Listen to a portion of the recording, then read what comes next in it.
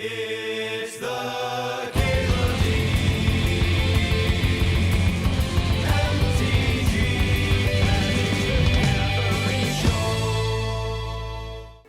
You can challenge me. We can also, like, do the spiel, talk a little bit what we're doing here.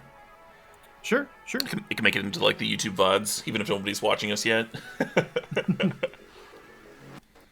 Yeah, so the goal here is not to, like, prove whether... So the goal here is not to prove whether or not pod shooters should be unbanned. That's, like, kind of a difficult thing to do. We're just, like, two players testing some brews against, like, a modern Gauntlet, right? Whereas if a card gets unbanned, there'd be, like, thousands and thousands of people building and testing decks and finding things that would be impossible for us to find in this brief period of time. But in a couple of matches, in a league, basically, you can get a sense of things, and you can find out things that you couldn't find out just by theory crafting. And I think that's the real benefit of jamming games. Yeah, exactly. Just actually make an informed opinion, especially when it's been like over 6 years since Birthing Pod was banned, even longer than Twin. It's been a long time, yeah.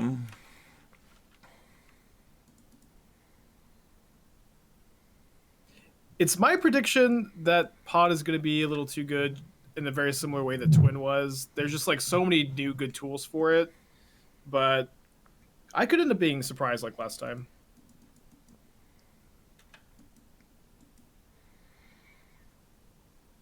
Yeah, I have no idea. Yeah, I do think it's good to go into these things with like relatively low expectations or no expectations. Yeah, it's hard to... It's hard to come away with too much from, like, just like a set of 5 matches. Yeah, especially like in our Twin testing, I feel like there was a huge amount of variance in those games.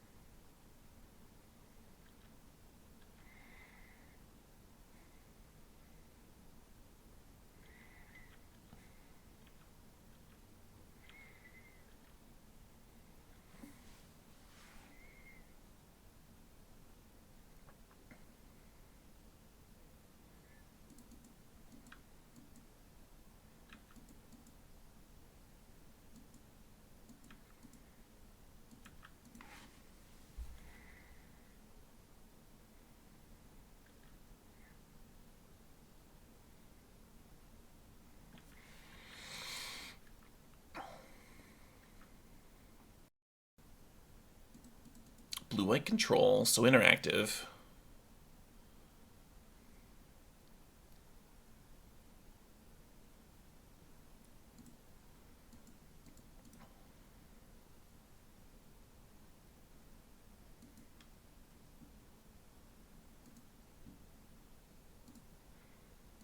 Just started Papa Banks.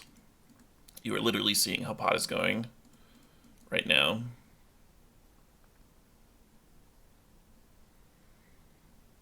You're right, Tybalt. What was I thinking?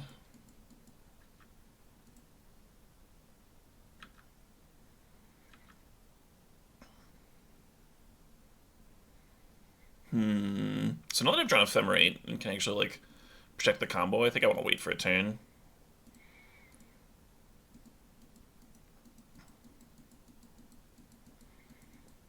I don't think there's a downside to attacking here.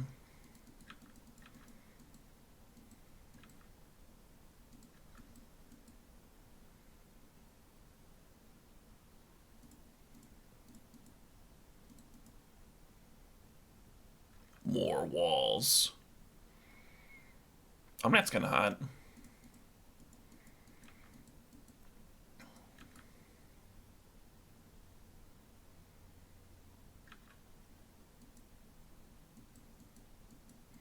I don't have pot in my pod deck? That's a good question.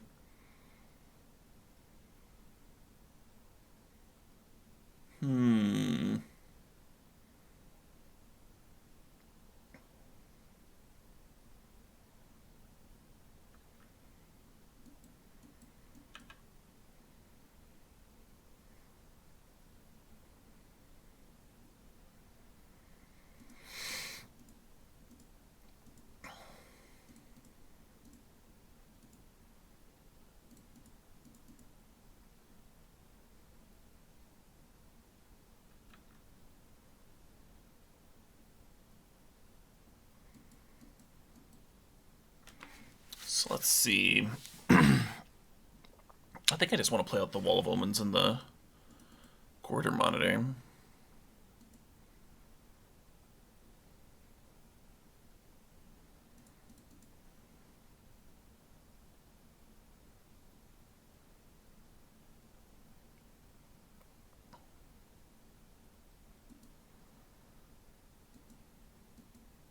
This is game one, yeah.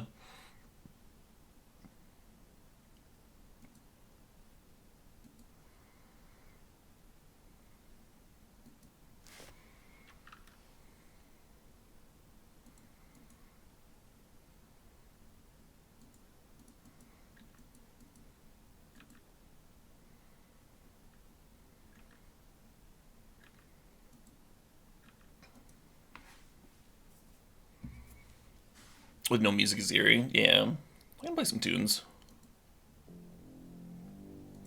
Let's keep it quiet.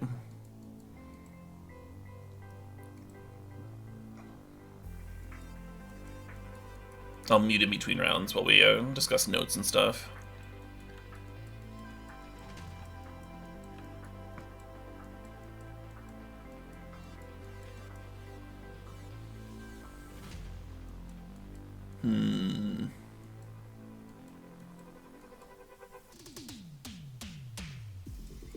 So there's like no way a Kiki-Jiki resolves, right?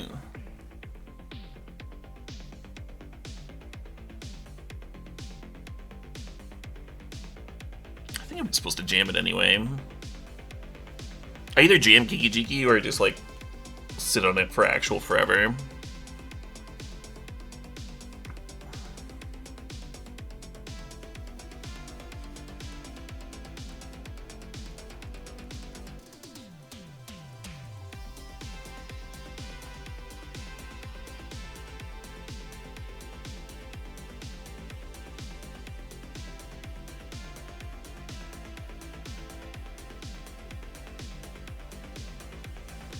Yeah, I thought about it, Rivioli. I thought about it.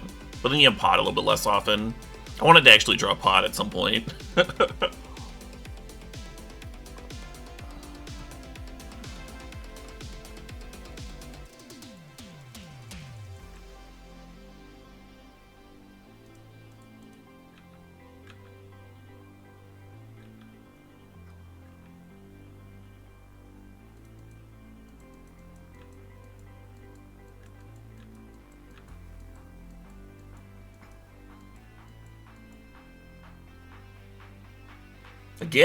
Again with these Supreme Verdicts.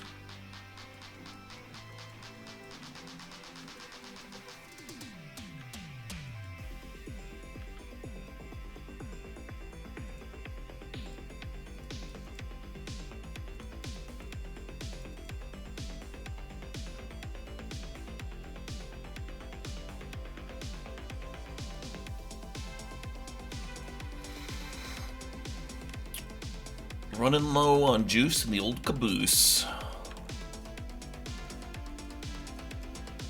kind of wish I'd saved like one of those Wall of Omens from earlier. I think there's only 2 Supreme Verdicts in that deck, so it's a little awkward that they both came down here. I think I'm just gonna be firing off Solitudes now. Not great. Not ideal.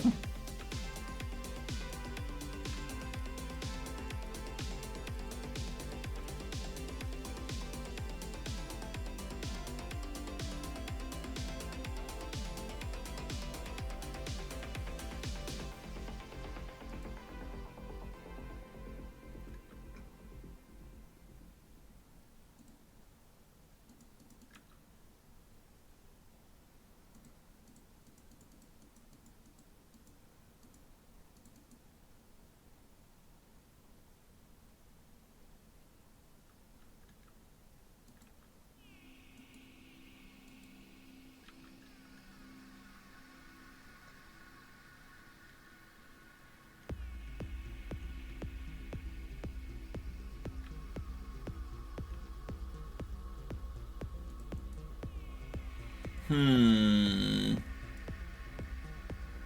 don't think I play out this quarter monitor. I think I chill on it. Oh, shit, Actually, what up? yeah, I'll run it out.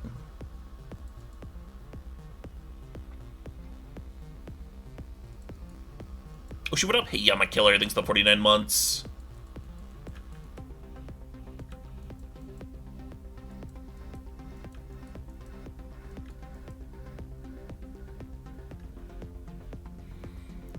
I think Spike's just fetching here before activating the castle, yeah.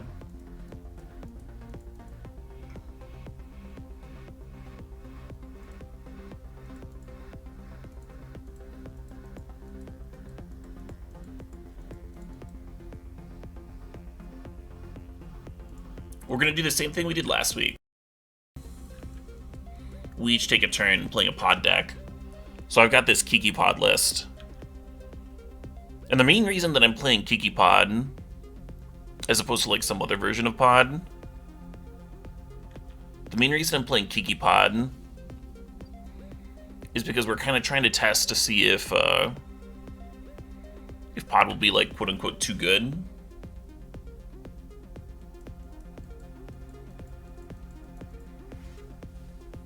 And when people talk about pod being too good, I only really hear like two arguments. Oh, shit. One of them is that like pod now has a chain from 1 to a kill off of a single mana dork, and that takes place in the Kiki pod shell. And then Spike was making the case that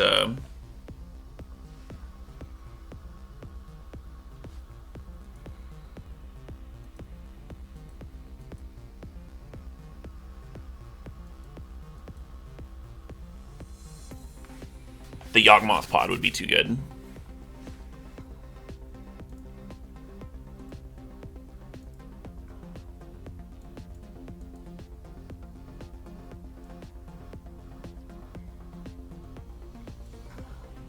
Kind of doing a shark check here.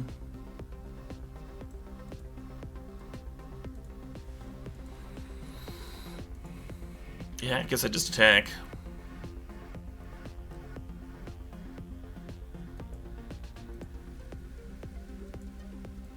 Yeah, there's a lot of value in here too, though, Otto. That was one of Pod's strengths, was that it grinds really well.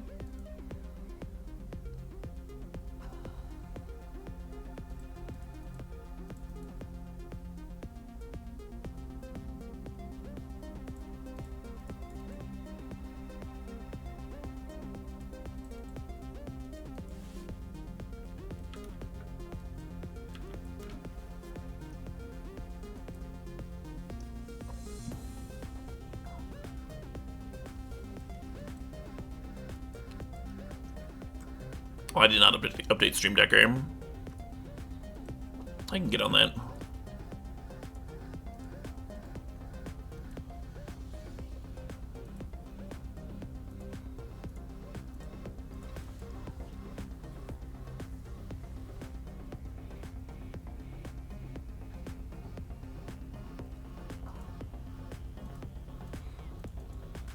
I'll do this while he's tapped out. Force negation, brutal. Okay.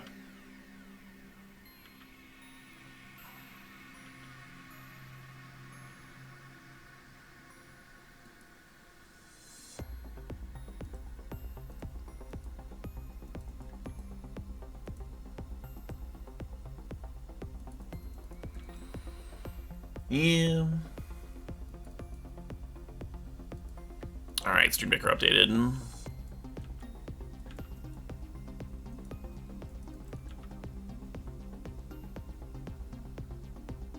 Oh shit, what up? Oh shit, what up? Hey, Taco Farmer, thanks for the 28 months. Much love to you too.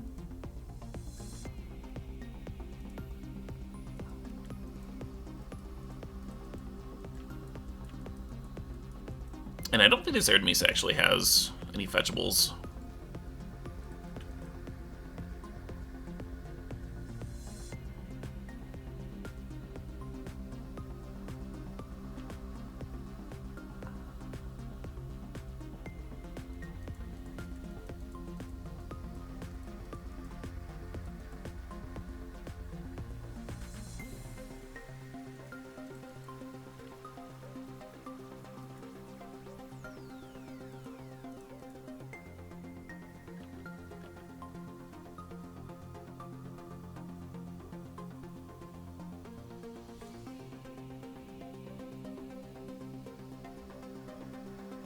They get another one. Fair enough.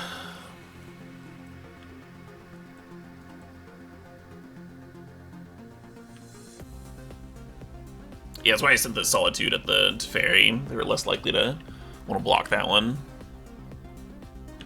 Less likely to want to trade off their own thing,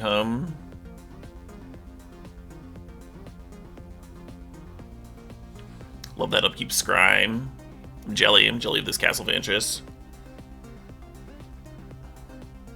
This would be a really good turn to draw Pod. I gotta say. This would be an exceptional turn to draw Pod.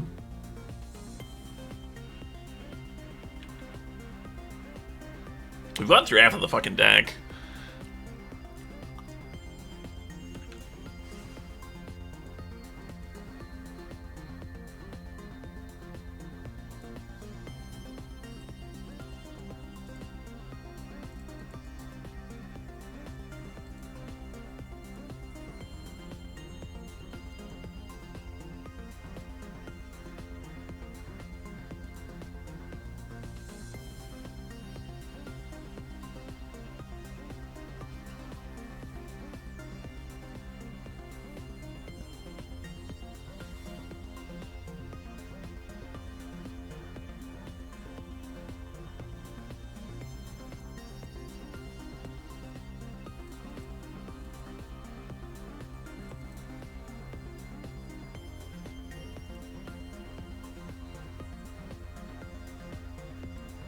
Yeah, the Ephemerate got Force of Negation, so I don't have that to rebuy.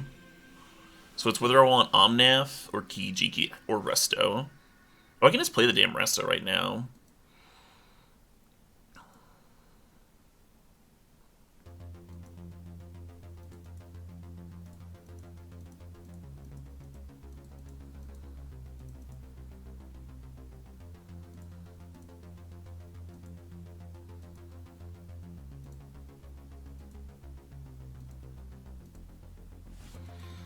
And then Spike has a turn here to find an answer.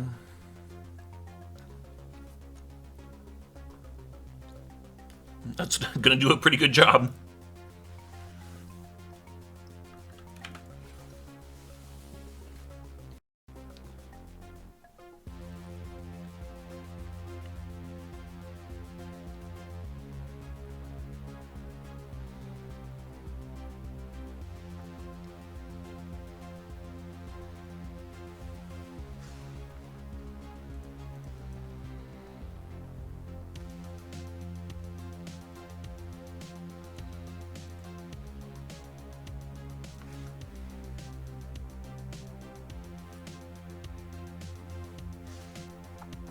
I don't think this Kiki-Jiki card resolves.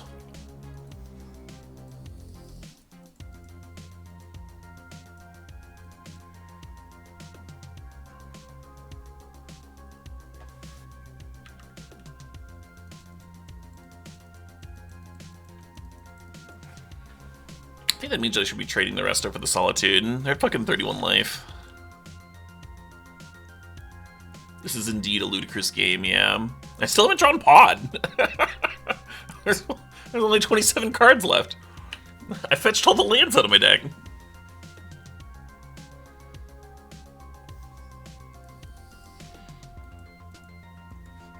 Maybe I should have made this trade last turn, because Giki can still like copy Eternal Witness to get back the Resto.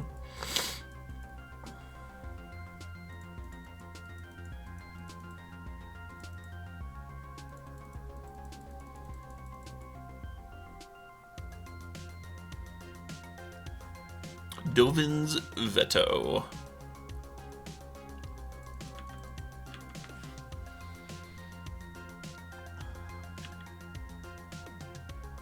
I wonder if that attack was bad. There's some value to keeping Eternal Witness around. Due to like Ephemerate and stuff, and they don't really get value out of there.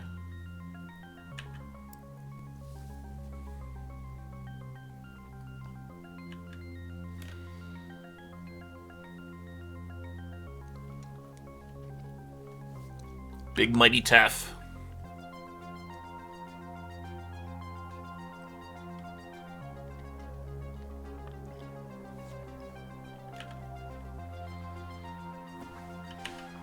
How many counter spells are left? Like infinite, right? 2 actual counter spell, 1 Archmage's Charm, 1 Dovin's Veto. It's kind of a lot.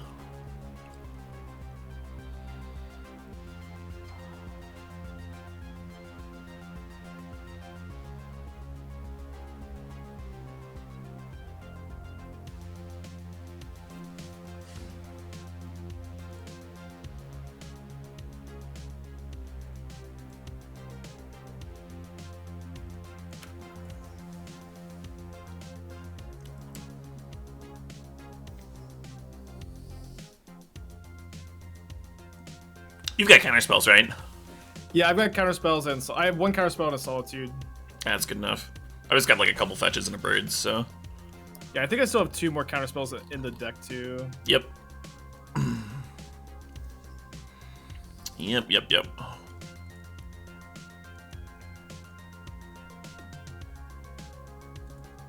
Kind of a wild game. Yeah, that turn where you got to go like Rallier into like 4 cards was crazy. I thought you were gonna come back. There were a few turns in the like early mid game where I think I could have stuck pot if I'd gotten one too. Yeah, it feels like you didn't draw it for like the top like 30 something cards, right? Yeah, it was like the 27th card or something like that.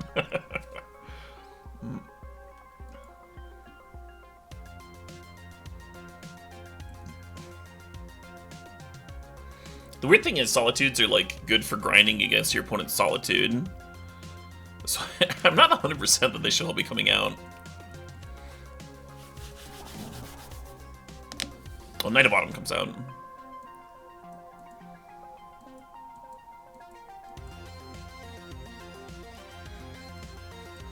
That is a Glenolinger Archmage out of the sideboard. I figured there'd be some matchups where I'd want it.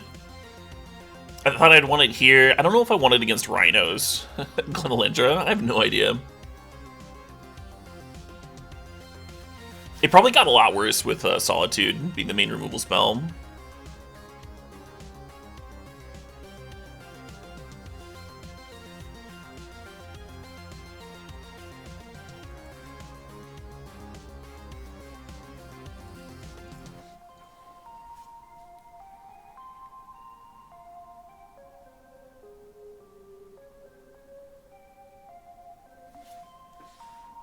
Yeah, I know it is, Ishino.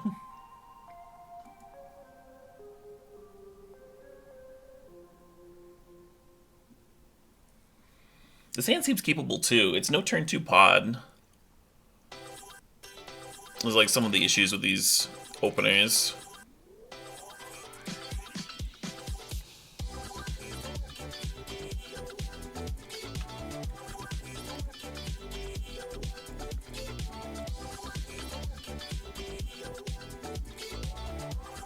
Yeah, I thought about adding a 6-drop.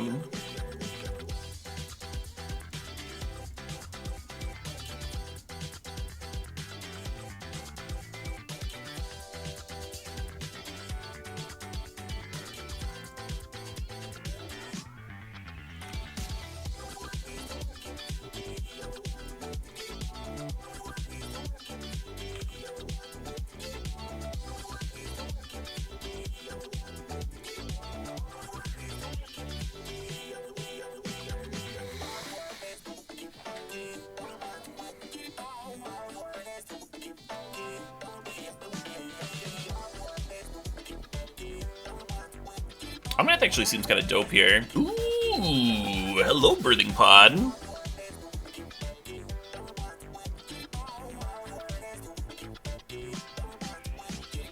Hell yeah, Mr. Maz. I agree, it is a sweet series.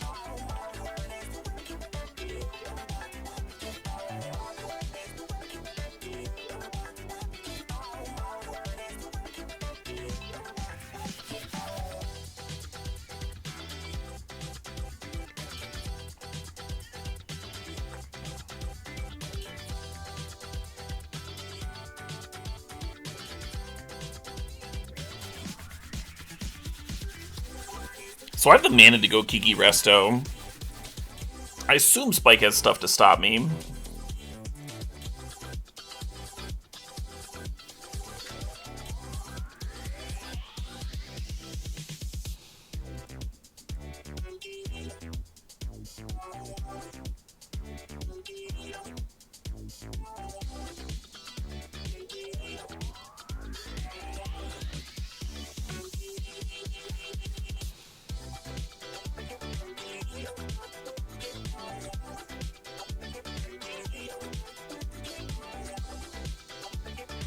kind of just want to go for it. I just cast Kiki Jiki here. It's a little awkward to wait, right? Because right now I've got 3 red mana. Who knows what I'm going to have later.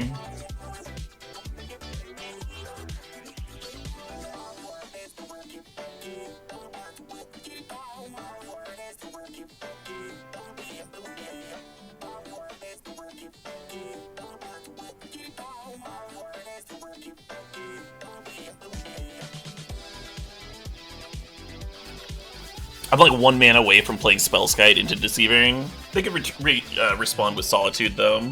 Respond to the Spellskite.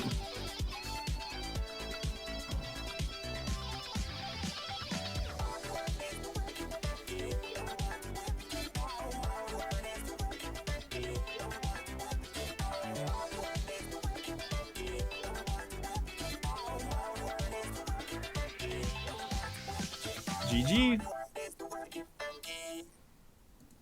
GG. I'm surprised you didn't have anything there. I had Dovin's Veto in my hand, which is something that I'm kind of like struggling with. Like, how many non-creature counter spells do I need to play for Pod versus everything else? Oh yeah, that seems tough. I did have Pod that game, but I mean, if you got it, you got it. Yeah, it's always been a strength of the card. I think is that it fights so like the cards that are good against Birthing Pod are not good usually against the rest of your deck. Yeah, right. Yeah, one of the reasons that people said that Pod might be okay is like Force Negation is now in the format, but now you're leaving in Force Negation against your opponent's deck that has 28 creatures in it or what have you. You have a similar thing against Yawgmoth, right? Like, do you leave in Dovin's Veto against Yawgmoth? Probably. But yeah, usually miserable. you leave it a little bit, but yeah, that's definitely a big and like a lot of times they cut Eldritch Evolutions against you too, and so you only can counter Chord of Calling, and even then they bring in a million Veil of Summers. It's a headache. Well, now you're Force of Negationing Veil of Summer. the perfect solution.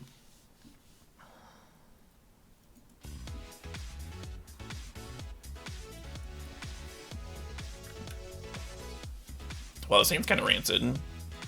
We have a turn 1 Mana Dork.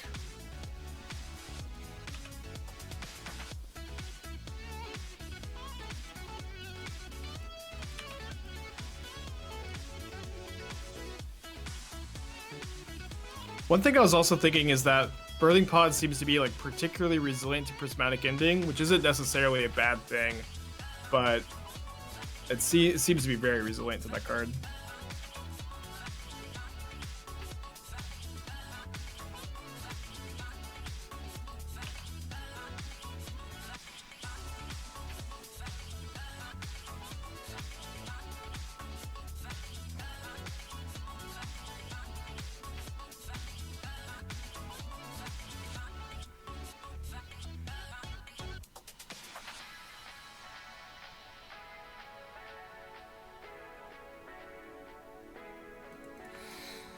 Yeah. Fucking Forced Negation. And we can't even, like, witness it back.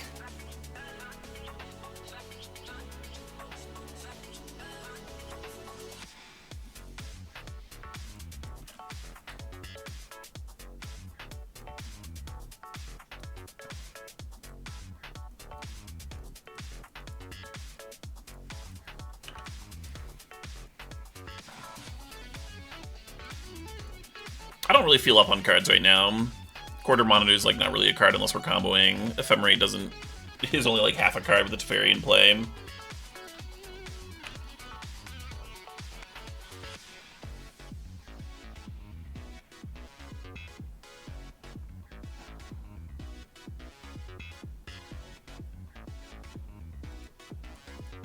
Yeah, not great. Not great.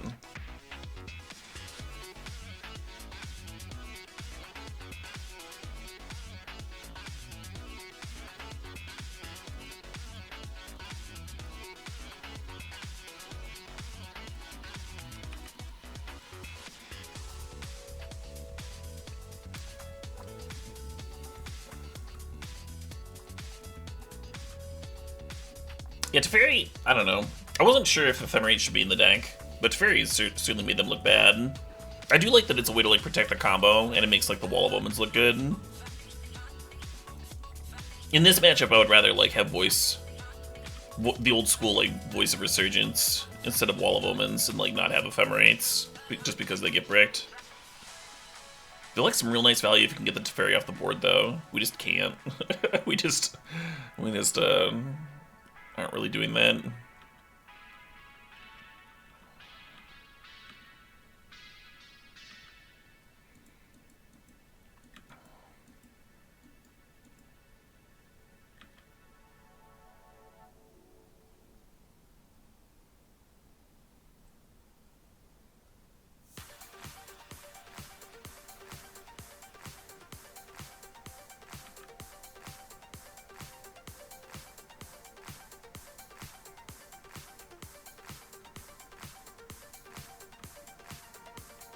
Redirect that Spreading Seas onto my Spellskite.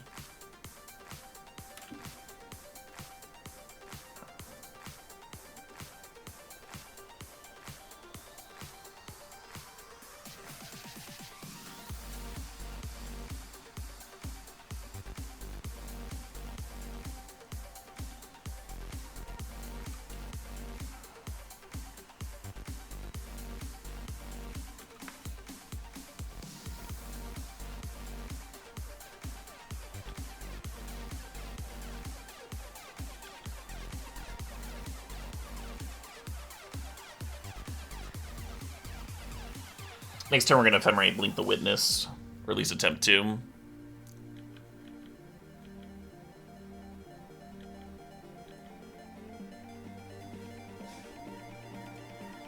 Get that Resto back.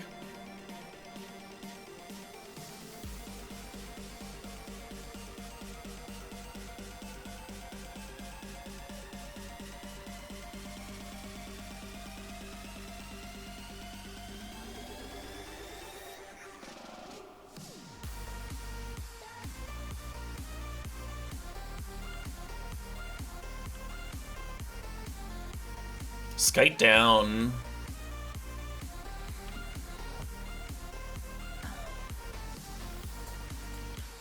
Correct, Red 7. Yeah, both me and Spike built our decks individually. Went to each other for notes. I actually asked Josh McClain. Big shout out to Josh McClain. I've got 2 counterspells. I don't know if that matters. Yeah, that's gonna be good. I have a Quarter Monitor. Yeah, that one's probably not quite getting there.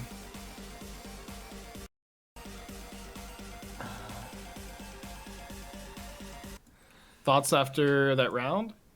That's a matchup. So, like, I had Ephemerate versus Teferi come up a few times. But I don't have, like, the sideboard cards to, like, pull Ephemerate out. Nor am I really, like, sure if I should be doing that against a control opponent. Yeah, I think you have to leave an Ephemerate, and then it's even against Teferi, it still usually cycles, and it can be protection against Solitude or card advantage. Yeah, I mean, if you get to counter a Solitude, it feels amazing. The first game, I, like, jammed too many walls into that first sweeper, and then I, like, had an Ephemerate rotting in my hand for a bit, where, like, if I sandbag a wall, I get to draw cards. Yeah, I've been playing a lot of these, like Kiki Court against control lately, and I keep feeling like the control matchup should be fine, but I also keep losing it to it in Modern right now, and it's probably just a bad matchup, but one that's probably not unsolvable with, like, a Toski or 2 or some Teferis, Veil of Summers, that kind of... Yeah, I boarded in a couple of Teferis. Something that that I was thinking is, like, this might be, like, the one matchup where just having the old Voice of Resurgence might actually be better than that's definitely true. Than the Wall of Ephemerate plan. But I don't know. The value change felt nice. Felt good. My draws felt good, even if I was, like, getting rocked. My game 3 draw was pretty bad, but the other ones were solid. Yeah, I kind of just wish I'd found Birthing Pod in the first top of my half of my deck that first game. Yeah, when you cast it, and I was able to have the the lucky one of Force of Negation there. It did really seem quite scary because it just turns, like, any threat into any creature into such a big threat. Into a win, right? Any creature into a win. Any creature that's not a 4 or 5 drop anyway. Exactly. I'm pretty pretty curious how this next matchup it's gonna go. It's Rhinos. I'm renting next. Okay. Yeah. Yeah, I do have a couple Teferis in my sideboard, but that should be interesting. Rhinos has a lot of disruption for pod and a super fast clock. So I gotta imagine Rhinos is in a good spot. Like, some of it's free disruption, too. Yeah, the Force of Negations are pretty good at stopping pod. You got a lot of cheap burn spells. But I also think that you might be able to, like, ignore my Rhinos in some games, too, which is pretty interesting. Or, like, Solitude Ephemerate some Rhinos, too. Yeah. Yeah, we'll see. Do you think I should be boarding... I've got a 1 of Glen or Lendra in my sideboard. Do you think that comes in against Rhinos? It's probably too slow. It seems slow. It seems insane if I get to untap with it. Yeah. I would just take a look and see if you feel like it's better than another card, you know what I mean? If you feel like the rest of the deck is really strong, then you probably don't need it, but I feel like it's probably worth testing at least. Sure. I can, like, bring it in for a game, and then if it feels slow, cut it again. That's another matchup where, like, the Wall of Omens maybe aren't at their best. Yeah, I've definitely found that to be the case.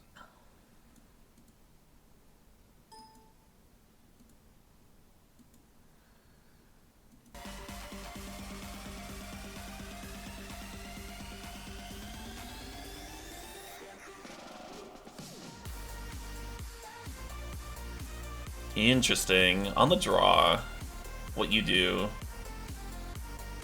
We actually have a turn 1 mana dork.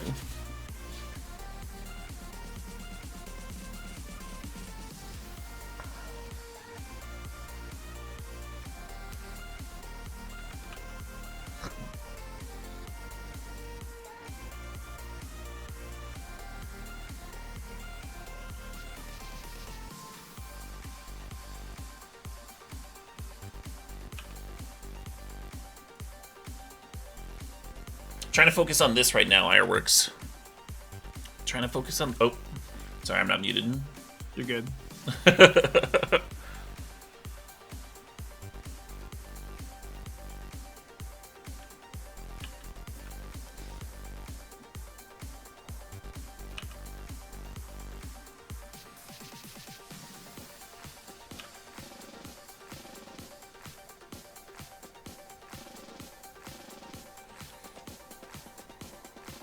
The Rhinos cometh.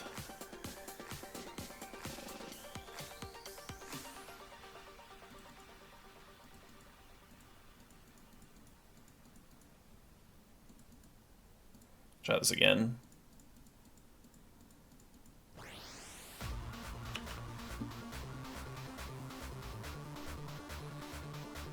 I do need a land drop if I want to win next turn. Sorry, Caleb. It's not okay. I don't forgive you.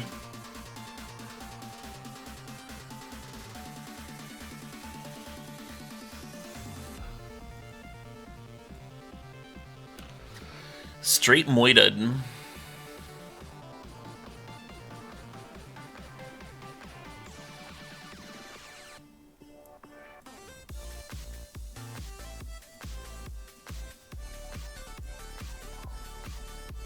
Yeah, I think those 2s can safely come out. And I think I'm gonna cut a wall. I think I am gonna bring in Glen. I don't know if I cut a non-map for it or another wall or something. Oh, that's a pretty good card.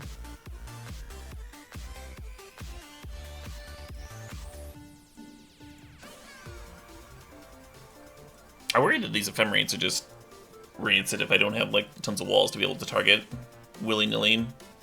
They're still good with Solitude, though.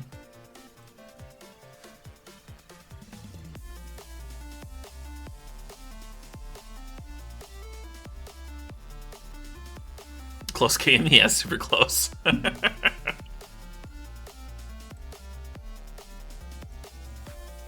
This is even worse than my last one landing.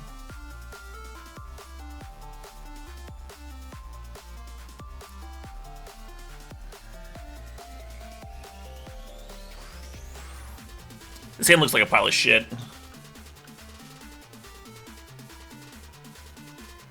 could still turn to a pod if we draw one.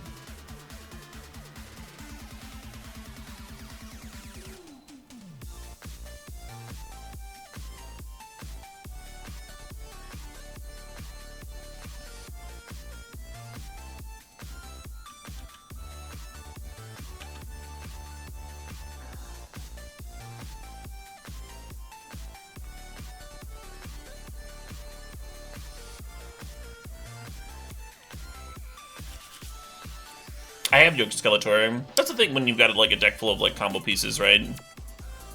That don't do anything by themselves.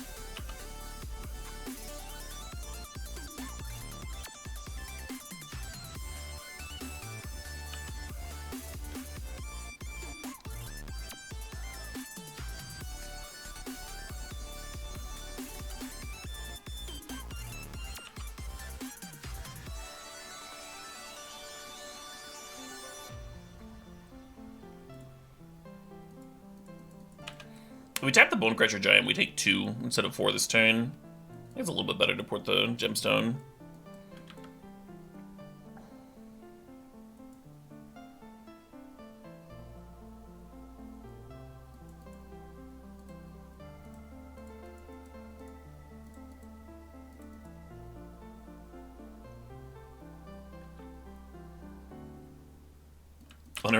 Uninterrupted turn 2 kill. I don't think we can win on turn 2.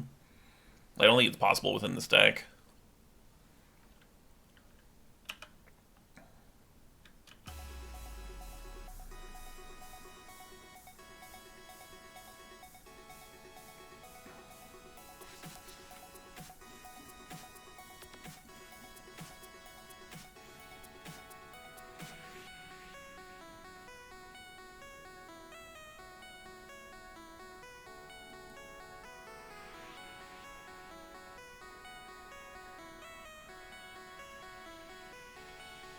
Omnath down.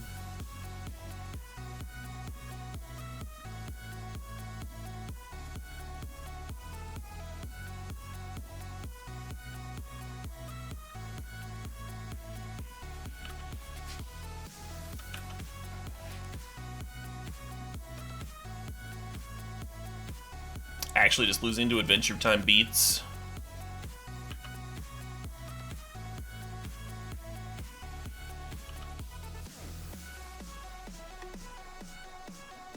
I don't know if these are hot draws. I think both draws have been like kind of miserable this game. But the backup plan here is giving me the business.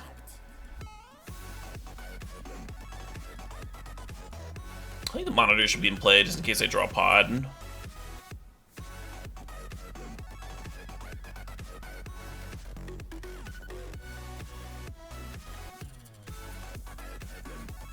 Yeah, right, losing to only standard cards, exactly.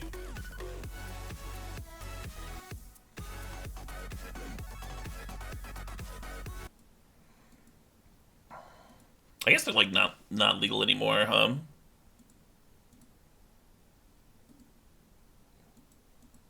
What just happened? Yeah, I feel like I have never drawn this well with Rhinos. Like this game and then last time when I played Twin. It's pretty unreal. I like lost the match. That was just one game, right? No, that was 2. Remember I Prismari commanded the pod and killed the hierarchy. Oh, right. That's right. Yeah. I mean, I kind of lost to fucking standard cards that second game. Yeah, like it didn't actually make Rhinos. I just died to Adventure Time beats. My draw was just like pretty rancid. Yeah, that's always been a big strength of the Rhinos deck is you always have like this plan B of just big dumb beatdowns. The backup plan is really good, yeah.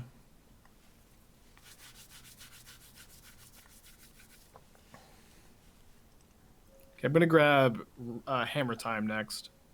Sure.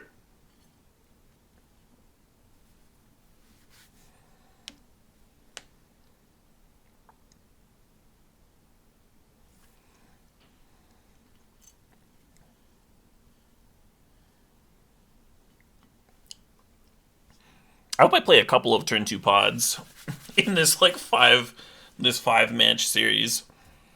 Yeah, I hope. Yeah, fingers crossed we actually see the card in action once or twice.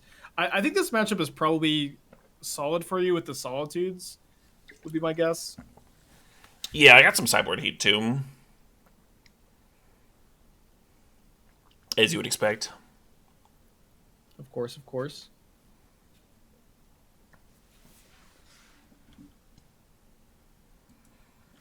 Yeah, Tears in Rain. Spike's gonna be playing a Yawgmoth pod deck, so just adding pod to a current good deck. He'll probably end up doing well, but like, so the thing with the thing about Yawgmoth is that it's like kind of an underappreciated, like legit good deck in Modern right now. So I imagine he's gonna do pretty well just against the Gauntlet, just because he's playing Yawgmoth. So the real test with his list is gonna be like, does pod?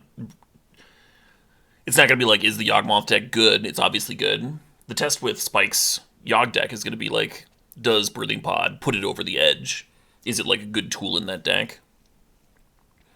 Whereas with this list, we're mostly testing to see if the threat of being able to go 1 to 5 straight like Mana Dork to Kiki, see if that's too strong.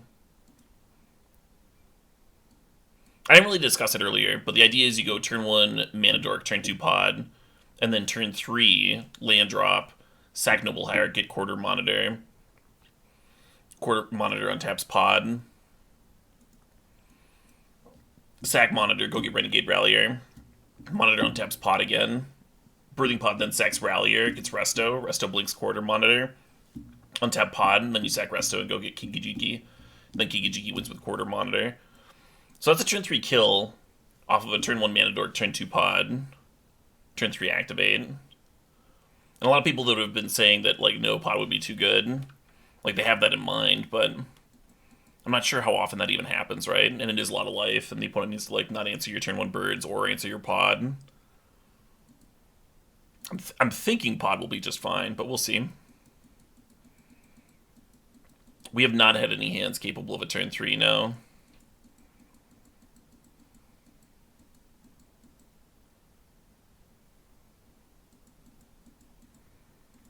The Yawg list that we have, Ludifishy, just cuts Eldritch Evolution entirely.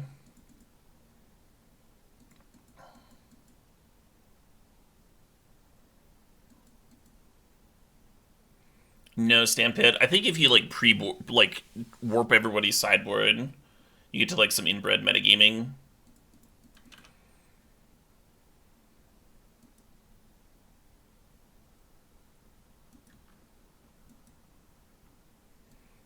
The only real thing that, like, we would end up changing, though, is, like, adding more needles.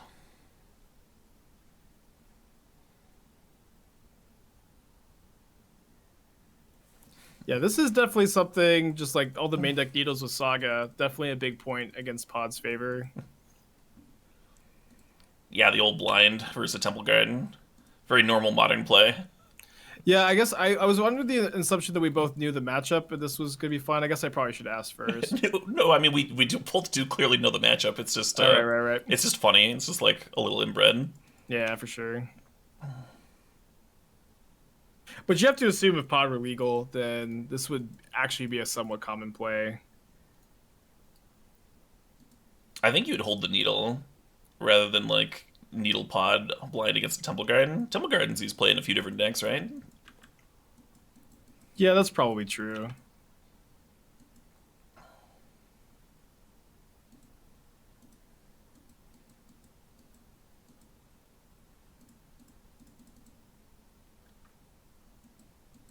Ooh. Heliod combo. I think if I see Temple Garden, I'm most likely to think that my opponent's on Elementals. Personally.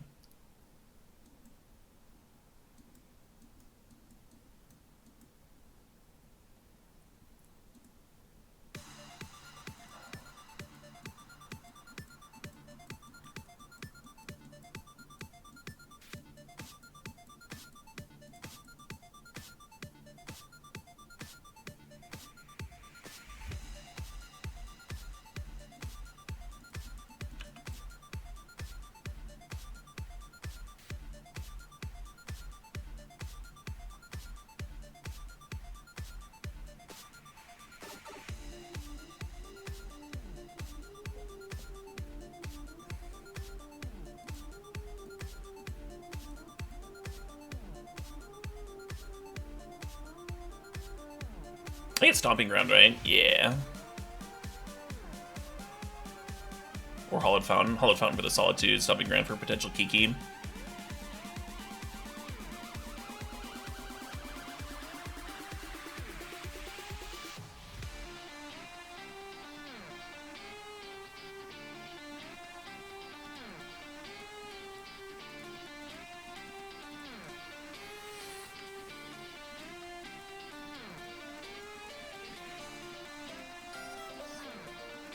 Is Humans still a deck? Sort of.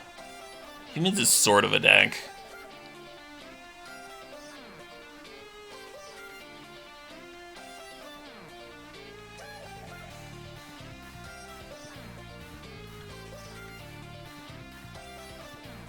Yeah, my original rough draft red 7 of this was a Chord deck instead of playing the Ephemerates.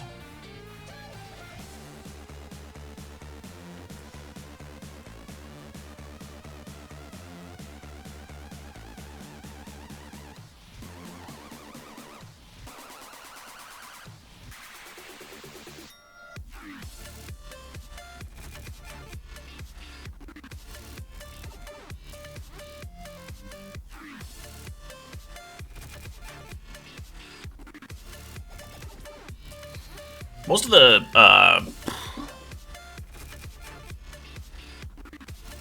Hammer Time lists aren't even like main decking a Needle, but you could assume that if Pod were part of the metagame, that a main deck Needle becomes more attractive for sure.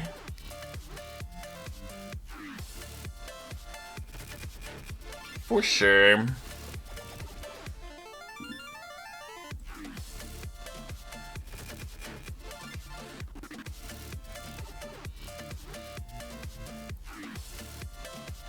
My main deck artifact hate is a Knight of Autumn that I can get with Birthing Pod.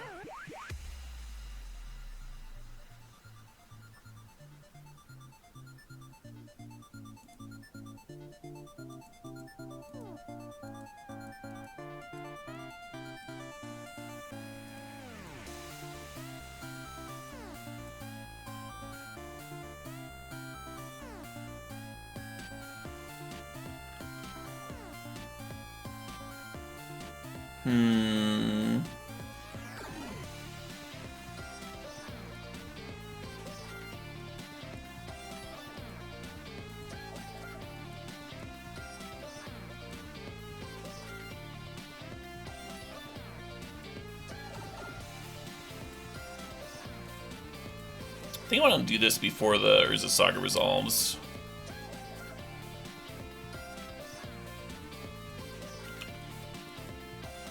So they can't just like tutor a hammer onto a creature.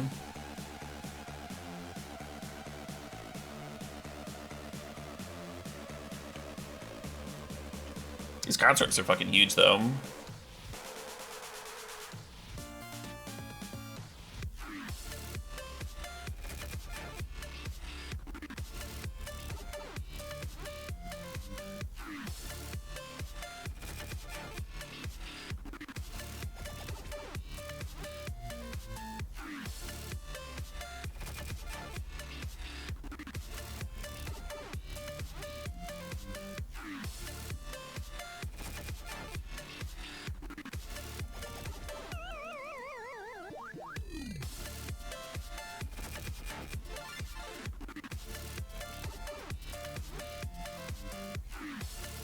Interesting.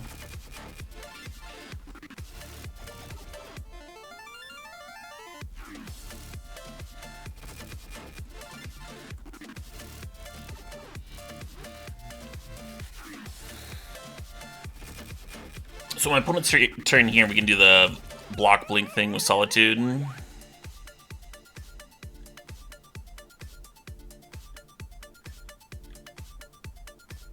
Non-math can give me 4.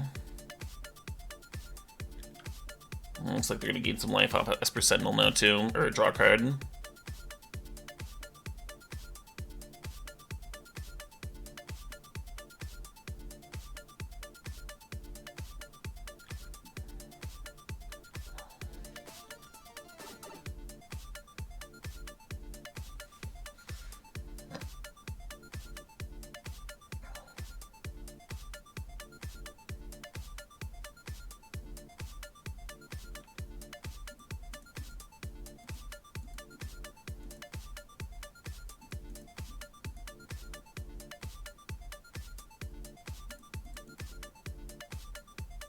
Can pay for one of these Esper Sentinels, I suppose.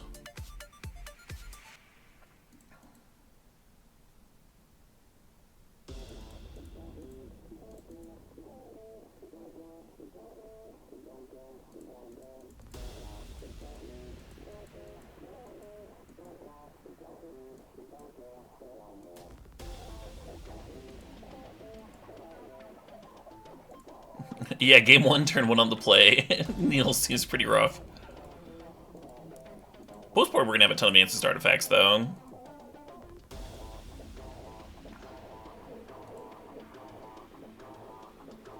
So, like, we can blink Solitude, but I'm not sure if blinking Solitude is even that good. I feel like blinking Omnath and drawing a card is almost like getting me another turn anyway.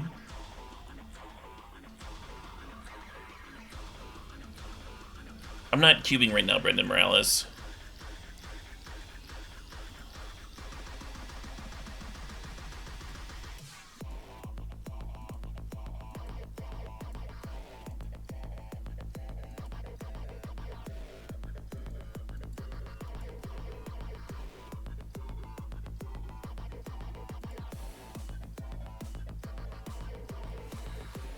The old 2 pods, 3 lands. So if we had not gotten main deck needled, Birthing Pod would have done something that game. I'm sure let's Spike now. Yeah, Grip was like 2 pods, 3 lands at the end there. It's brutal. The good news is, like, if the needle wasn't there, then Pod would have done something. But, like, if Pod is in the metagame, then there are certainly more needles around, especially with yours of Saga decks. Yeah, for sure. Yeah, I think that's a huge negative point for Pod, or like a huge balancing effect of Pod is that Saga does make a lot, main deck needle pretty common, which is not something I'd really evaluated until this match.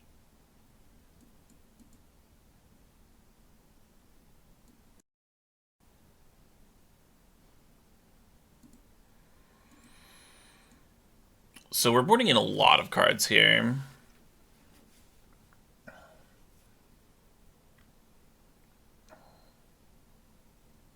I think Zealous might be coming out. Zealous could actually, like, steal a game. We could, like, own each of those 2 combo pieces.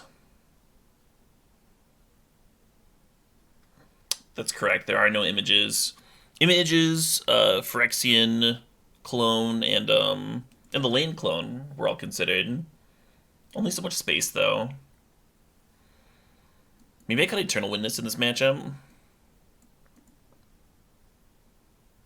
Gotta cut something.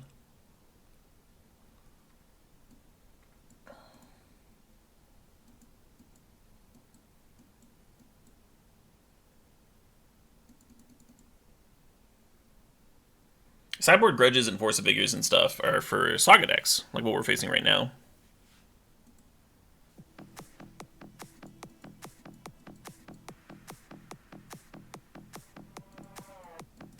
I'm not going to keep Eternal Witness just because it's a green card to pitch to Force of Vigor or whatever.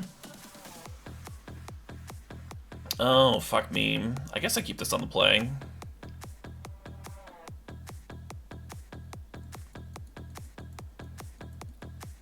Man, the twin week I brought a Yorion deck, and I got bitched at. This week I don't bring a Yorion deck and get bitched at. There's no winning with you, chat.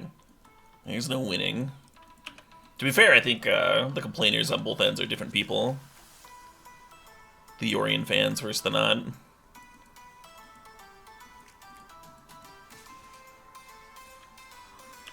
Yay, 3rd land, yay.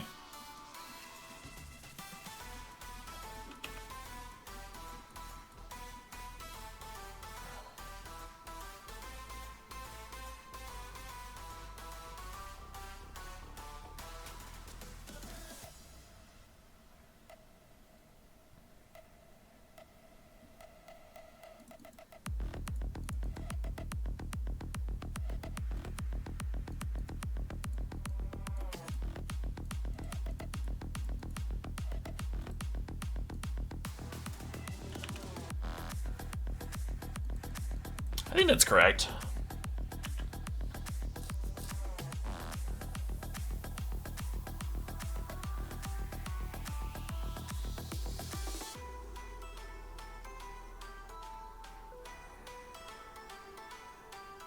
Whoops, forgot to equip.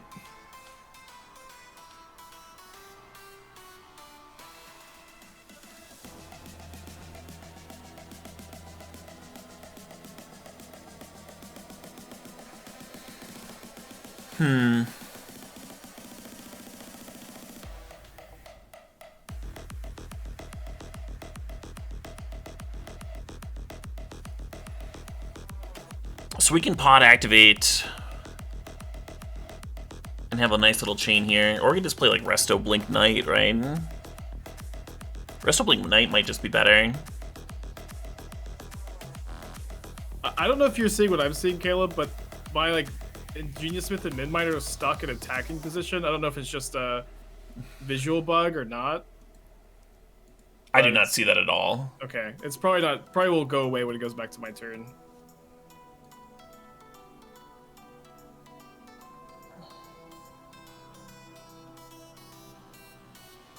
We have not been doing that, would I?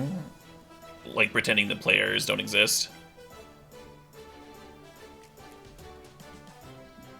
Players exist in real events too. That's like part of Magic. If you do testing where you just like pretend they don't exist, then you're doing like weird ass inbred warped testing.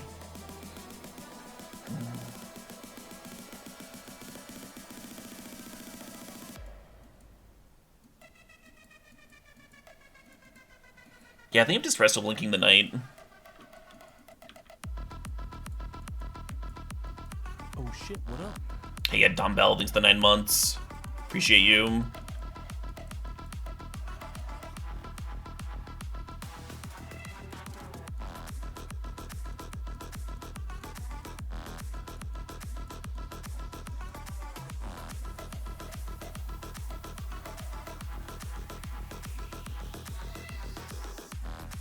Kiku Pod was a deck before Pod was banned. It didn't look like this at all. There's a lot of new cards in this deck.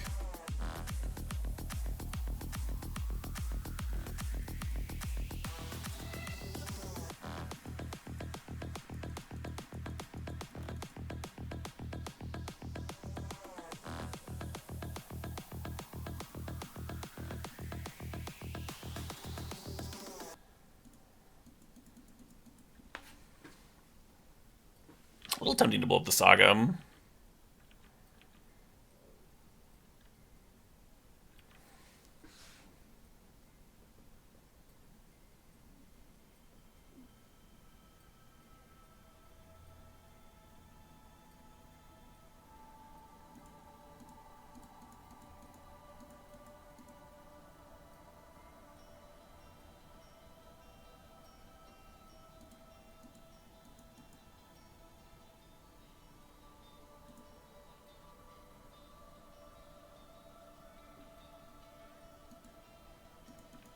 Oh shit, what up?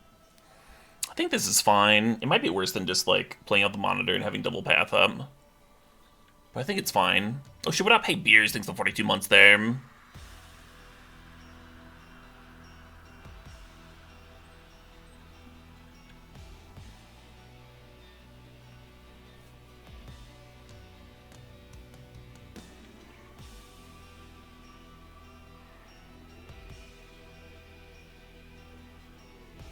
Yeah, I think I should have killed that Saga on the end of my turn.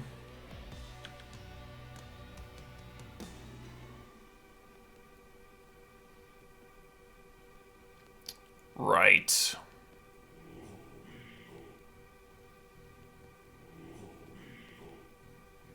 Yeah, that was bad. You see what I mean about, like, players? Like, it's not like we can undo. Back up, let me kill that thing. And I was saving the Kiki-Jiki Knight to, like, kill a hammer, but...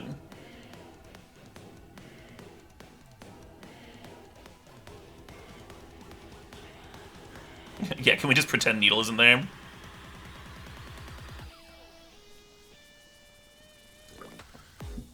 One of the issues with this series is that I did just wake up at, like, 2 p.m. or whatever, after getting less sleep than my usual.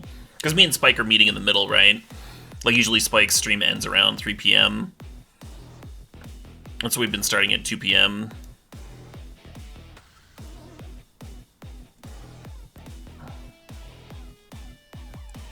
Which is most people's 4 a.m. Yeah. Just play the other Kiki, yeah, of course.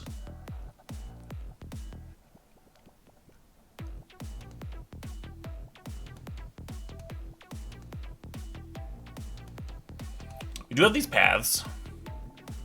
Oh, that's a hell of a card. Yeah, that just wins, right?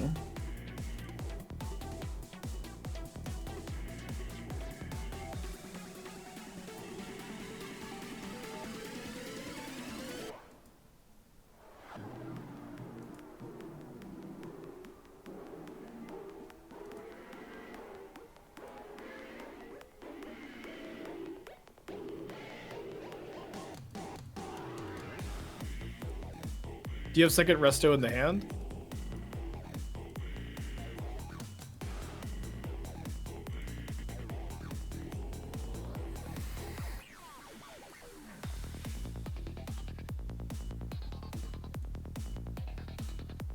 No. No, I do not.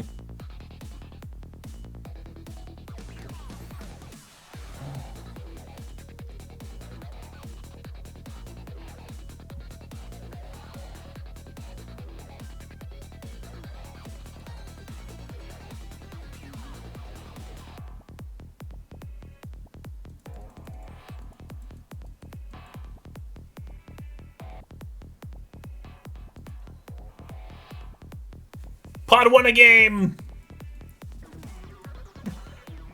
Was that the first game that Pods won?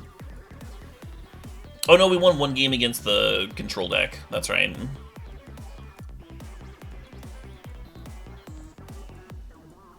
Bit of a scuffed game. Yeah, a little bit scuffed. There was a missed attack, and then not activating the Kiki was real bad. But then my deck bailed me out. Hey, Wrath of Wrath, thanks for the 69 months. Nice. The verdict on the Twin Unbanned series. We thought Twin was probably like a little too good. Alongside the current tools. Just like extremely hard to sideboard against. Very frustrating to play against. Also really good with Ragavan. If Ragavan like ever makes like any mana whatsoever, then it's super easy to just fucking combo off with counterspell backup.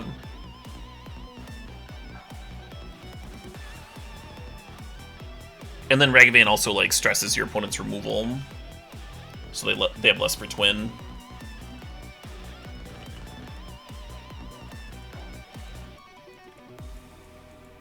I said this at the start, but like obviously that doesn't prove anything. It's just like a sense, right? A general sense.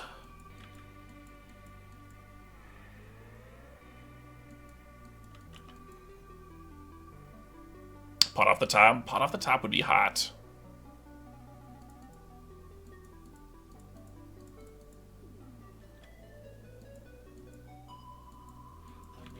I think I pass here, and I can like either Ephemerate or Path.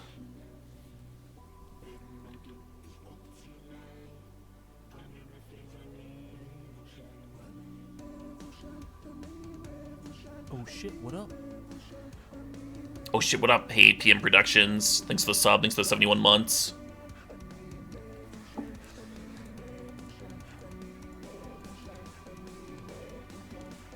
So this prevents the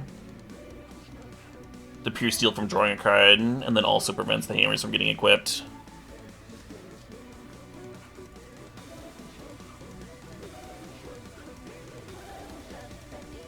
Oh my.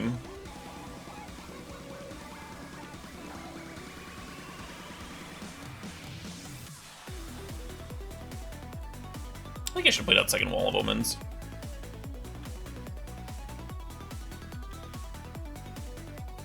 I think I want to hold on to the Force of Vigor until we see Urza Saga. Oh shit, and there's the Saga.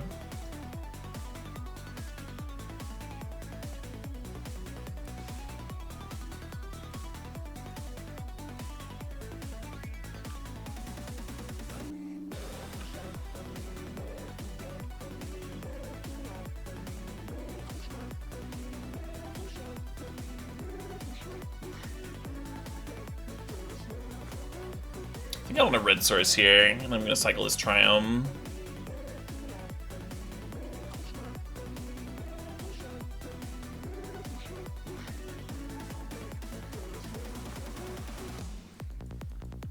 Awesome.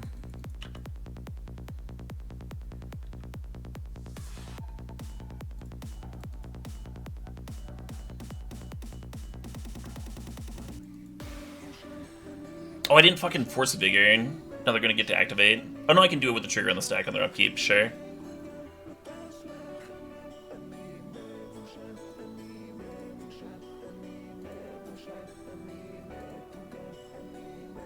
I lose my Wall of Omens. Oh boy.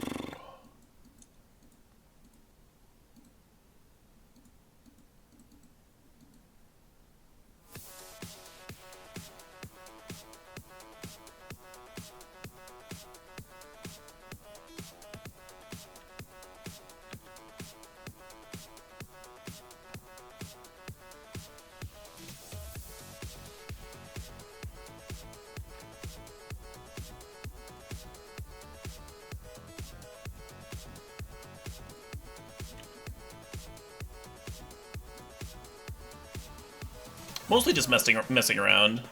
It's like a step up from just straight theory crafting. Is the main reason we're doing this series.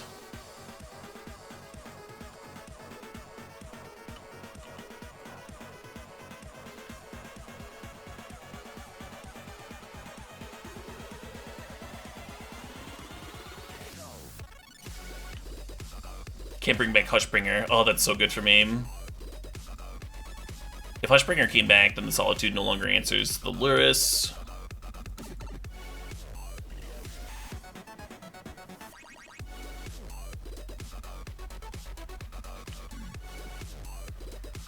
It's just worse. Yeah, I swear there's breathing pods in this deck.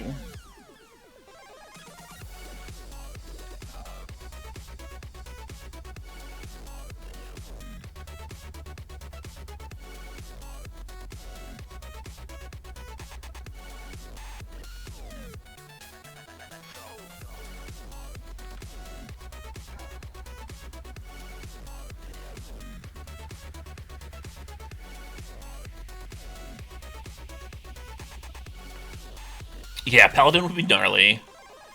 Paladin would certainly be gnarly.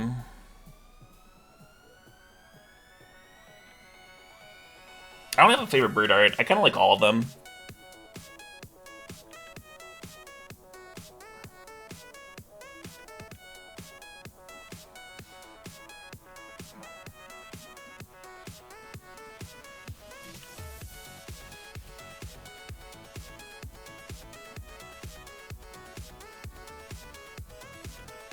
Well, I feel a lot safer now.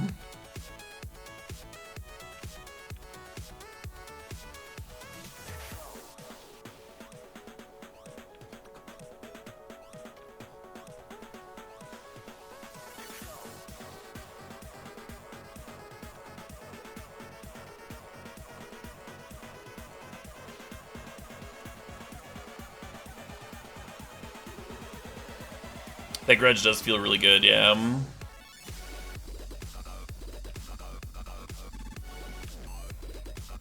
The nice thing about getting the trample artifact off the board is we can jump hammers for days.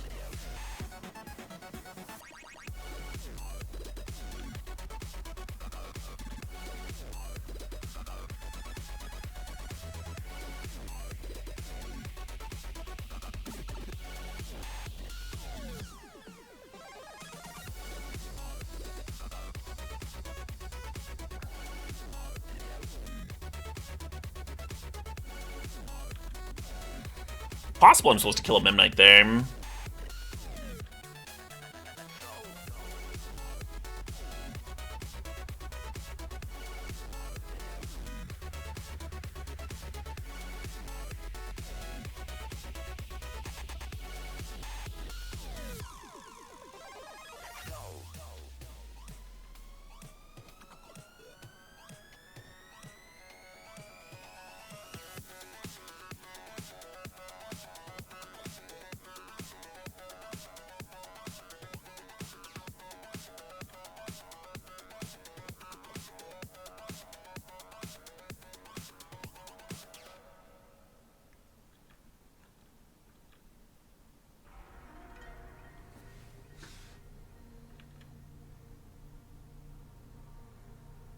what I'm supposed to block with here.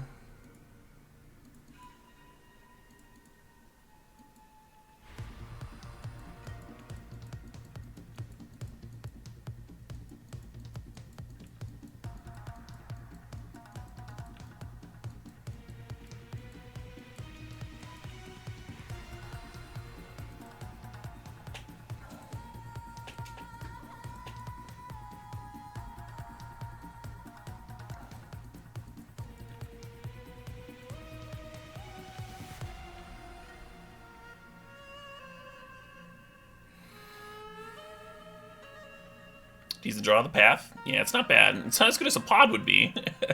It's not as good as a pod would be, but, you know.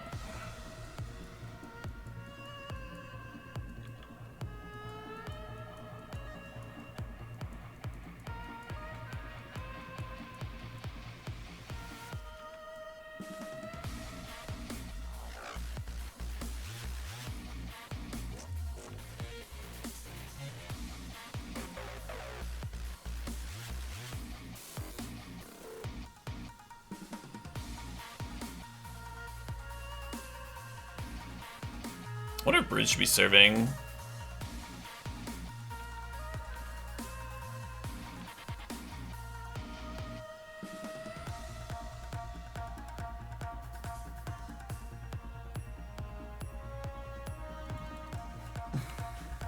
Right, Daggerhawk.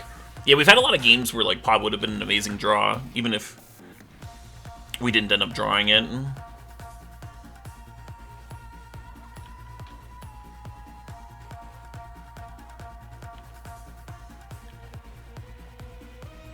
So there's certainly value in that.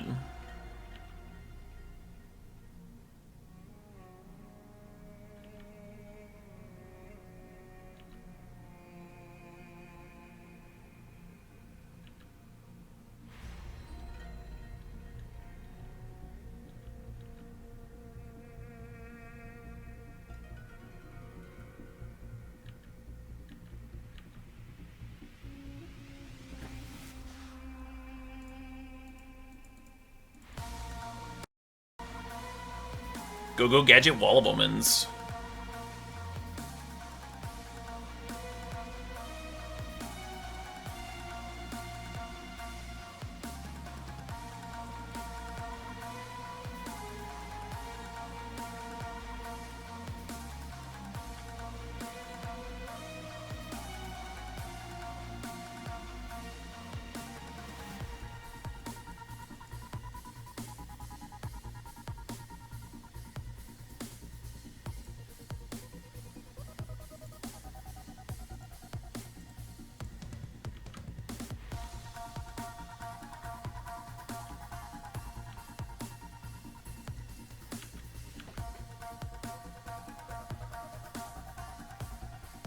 Rally's been decent for us so far, Gelato Squid.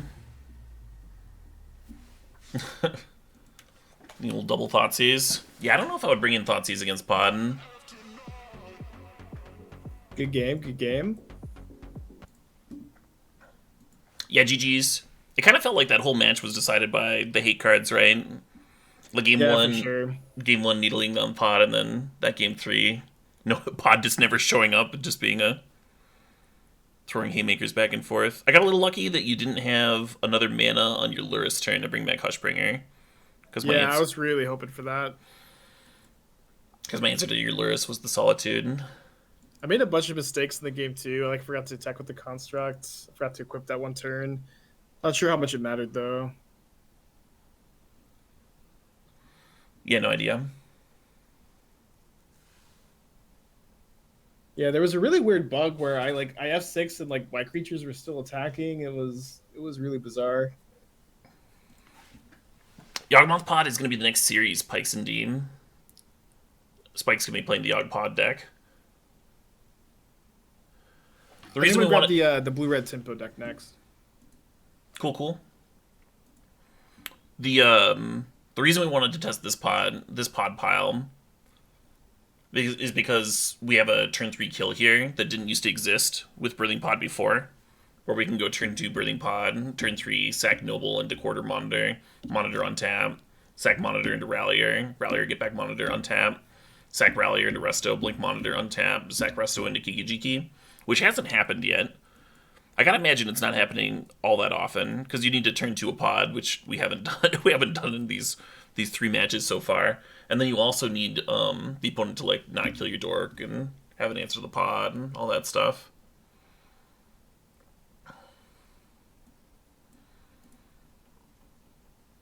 And a chance of a turn 3 kill isn't even like that absurd in Modern these days, right? Like that Hammer Time deck that we just beat can certainly kill by turn 3. Omnath is not a combo card. It is a value card. It's just a good card. It's replacing, like, there used to be Glenolindra in the main deck, and there used to be, like, Murderous Red Cap back in the day. Cards that just, like, aren't up to today's power level. Omnath seems really good. Gain life back that you lost potting. Draw a card. The same thing as, like, the Wall of Omens, right? Pitches to Solitude. It's just a really good card. I think it belongs.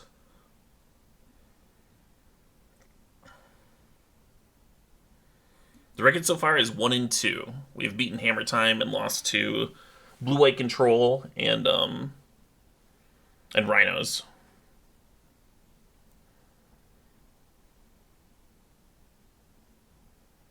Yeah, the Rhinos match was not close. I had some pretty rough draws, but meh. You could also build this with Yorion, yeah. Play Yorion, play some chords. You'll see pod less often. I wanted to see pod as often as possible.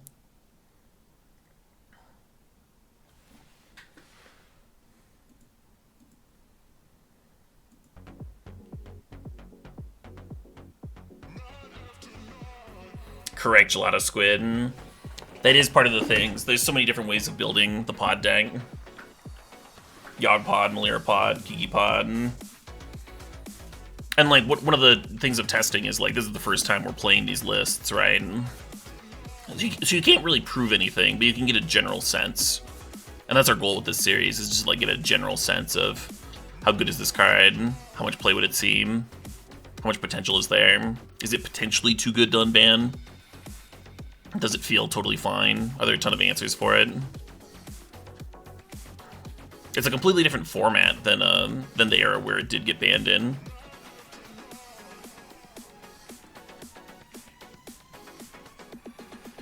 Jesus fucking Christ.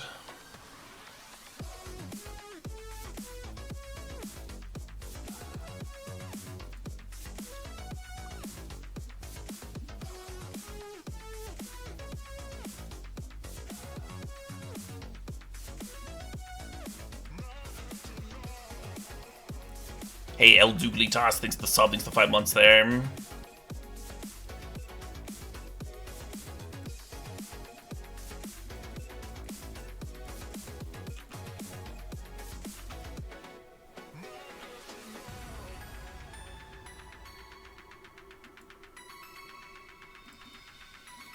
And here I finally had a turn 2 pod.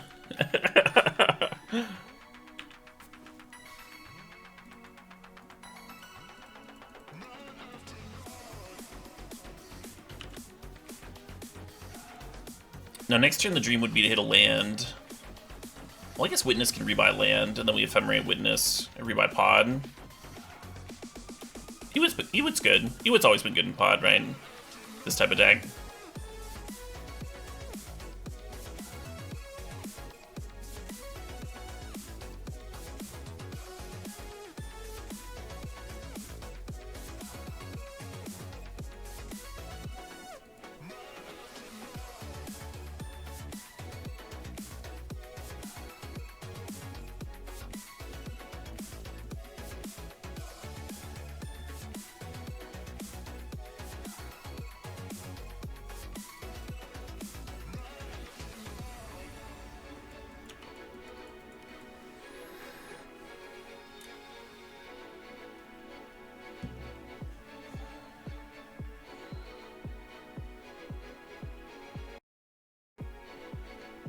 Yeah, Mark Chalice. So on turn 3, with your turn 1 mana dork, you'll have 4 mana. That's 4 activations from 1 to 5.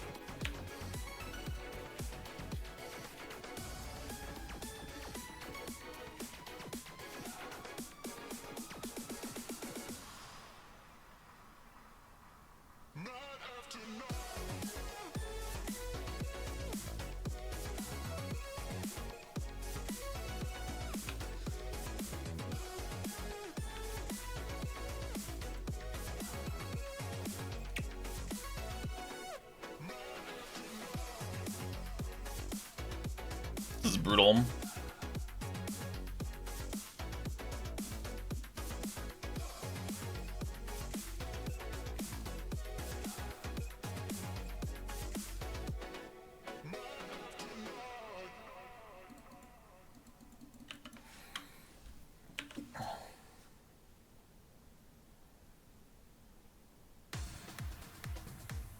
This is Spike's turn 5.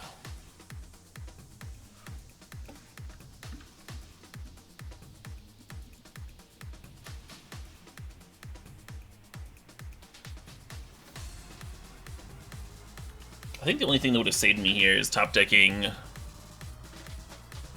a Solitude. Or maybe like Resto to chump for a turn.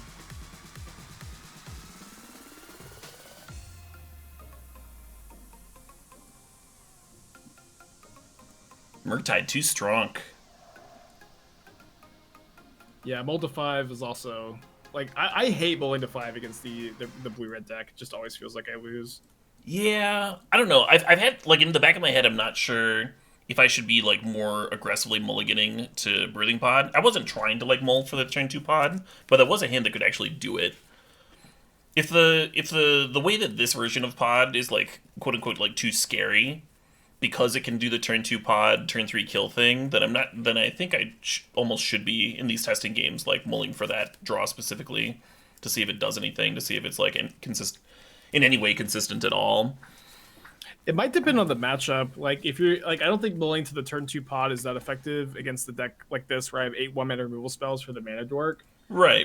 And I wasn't, I wasn't like aggressively of mulling for course. it, but I was like, okay, well at least I have it this time. Yeah.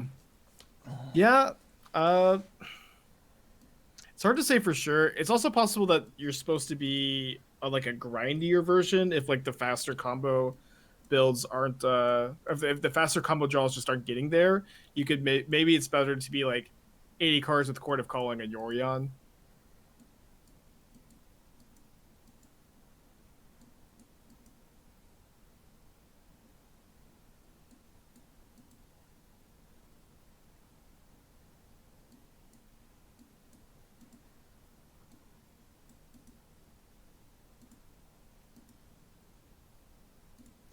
So this is the matchup that I was like the least confident about my sideboarding for.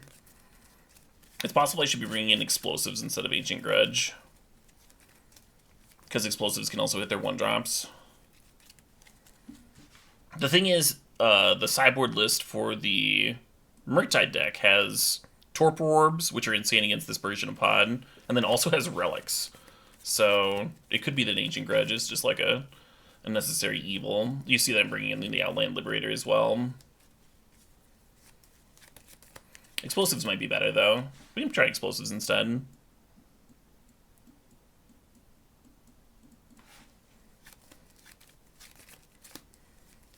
I don't know what that means, Daggerhawk, but right now you have both options, and the versatility of Breathing Pod is certainly worth something, right? You don't want to just like cut the combo entirely or cut the ability to grind entirely. That's not that's like kind of throwing away Pod's versatility.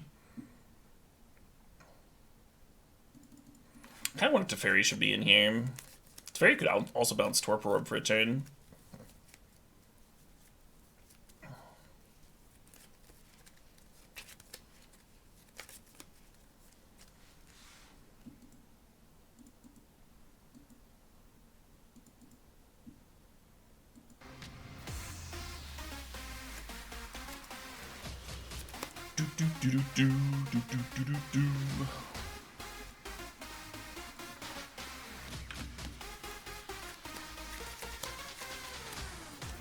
It sort of answers Resolve Murktide, but not really, right? Teferi just like bounces it for a turn.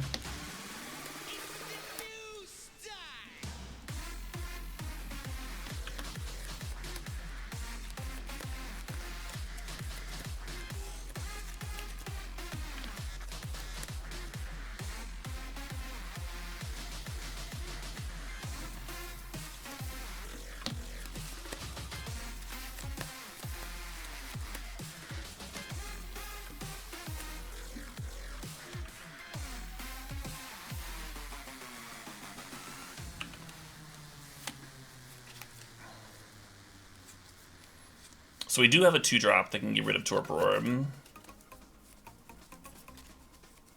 But we need to draw 1 to do that, right? And we've lost our Birds of Paradise.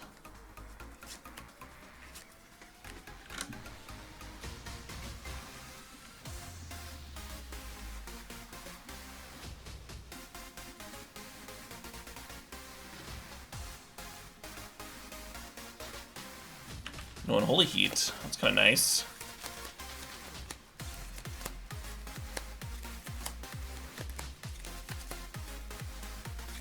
Yeah, part of the issue here is that we just, like, don't have the time, right? Like, even if we find an answer to the Torpor Orb.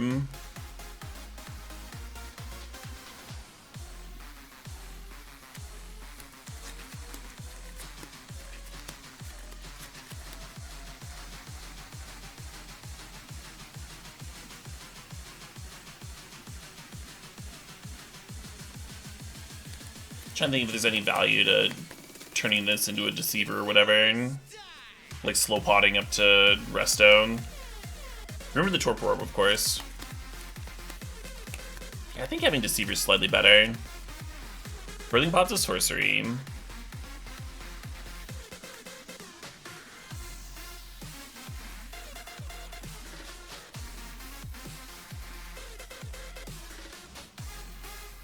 Oh, let's grab Endurance.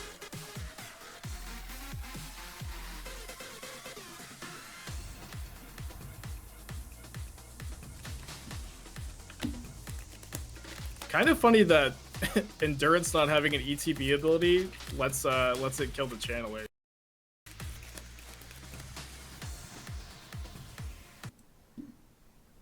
Yeah, that is cute.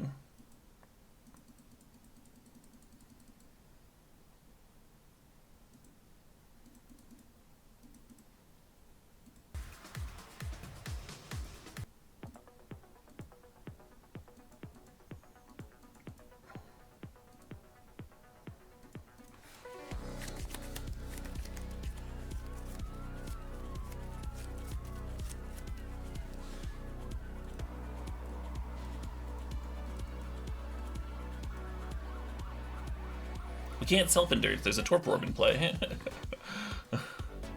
Still.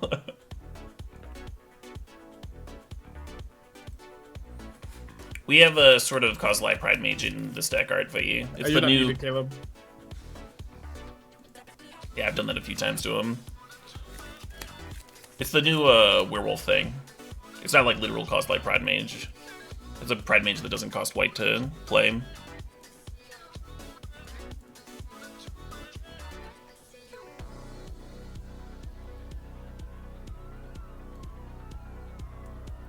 Outland Liberator. That's like our best answer to Torpor Orb. But to tutor for the Outland Liberator, we need to draw one of our like very few dorks. I trimmed back on dorks in this matchup where like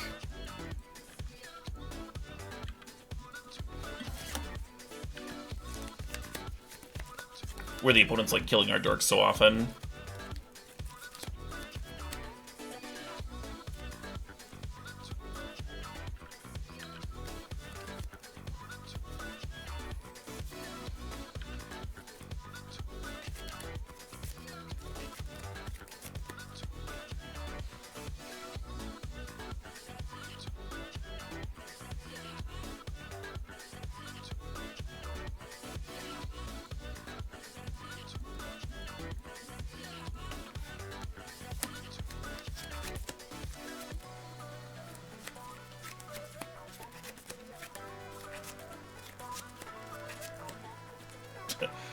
Joke's on you.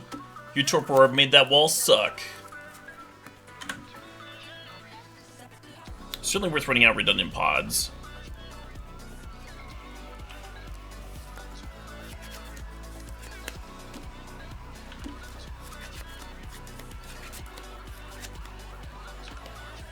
One of the cool things about a Yorion list is that you just like always have a creature for pod. You'd play like a Titan or something to pod the Yorion away.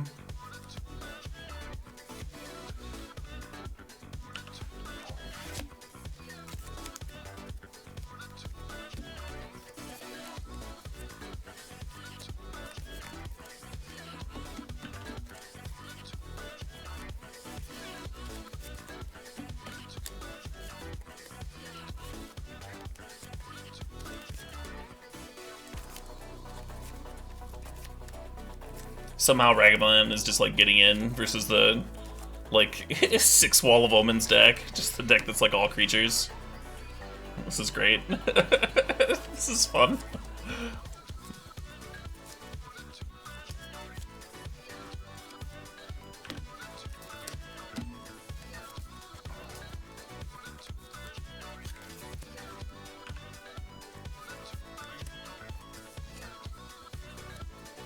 Yeah, at least we actually drew Breathing Pod this time. We can take comfort. We can take comfort in being pod flooded.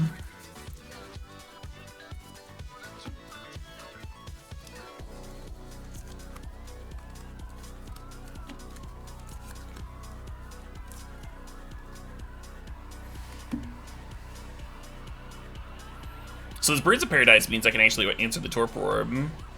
The only downside is that I'm dead. So we needed this Birds and like plus one other creature, right? Plus something else. So I could answer the Torpor Orb and then go up the chain.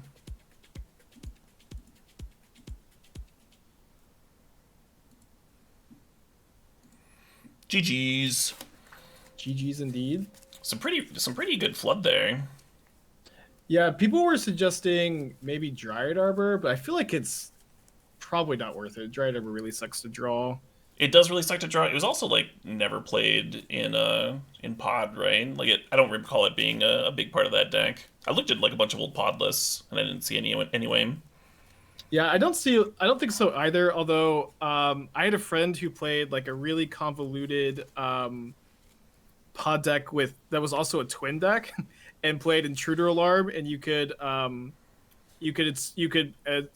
put twin on Dryad Arbor, and with Intruder Alarm in play, you'd make infinite arbors.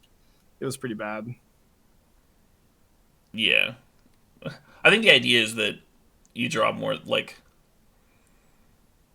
than 5 creatures in the first half of your deck.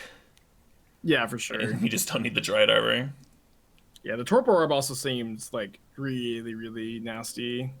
Yeah, I mean, I finally drew a Dork to go get Outland Liberator on that last turn, but Just obviously that doesn't do anything when I'm facing down lethal, right?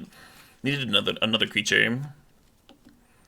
Needed one more thing.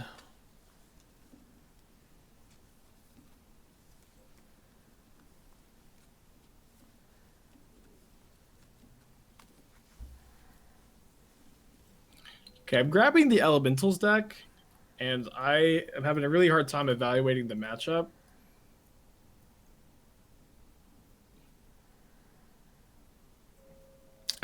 I mean, if the pod deck doesn't have pod, the Elementals deck is just a better version of this like value sludge.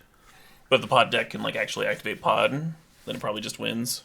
Yeah, that's what I was thinking. Like the Elementals deck seems better at grinding, and then the pod deck seems like the combo is not only like extremely relevant, it doesn't seem that hard to get it going. So I feel like if there is any matchup to mulligan aggressively to the combo, it's probably this one.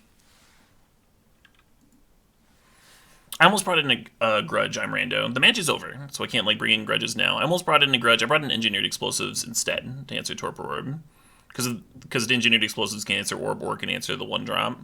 So we had Outland Liberator that we can 2-4 with pod by sacking the 1-drop, and then we also had Explosives that we could have drawn into. But Torpor Orb wasn't the only reason I lost that game, right? Like it was also the pressure and the other disruption, the other removal spells, and Murktide just being a giant flyer, and Ragavan getting like 5 hits in while I drew like a bunch of lands. Like it's not like I only lost that game to Torpor Orb. But I did consider bringing a Grudge in. It's weird though if you're like playing in a tournament against blue-red and it's not open deck lists. Like it's not like you can just bring in Ancient Grudge against blue-red, right? Whereas Engineered Explosives is a bit more reasonable. It was a flood game, yeah. Yeah, those happen though. Those certainly happen.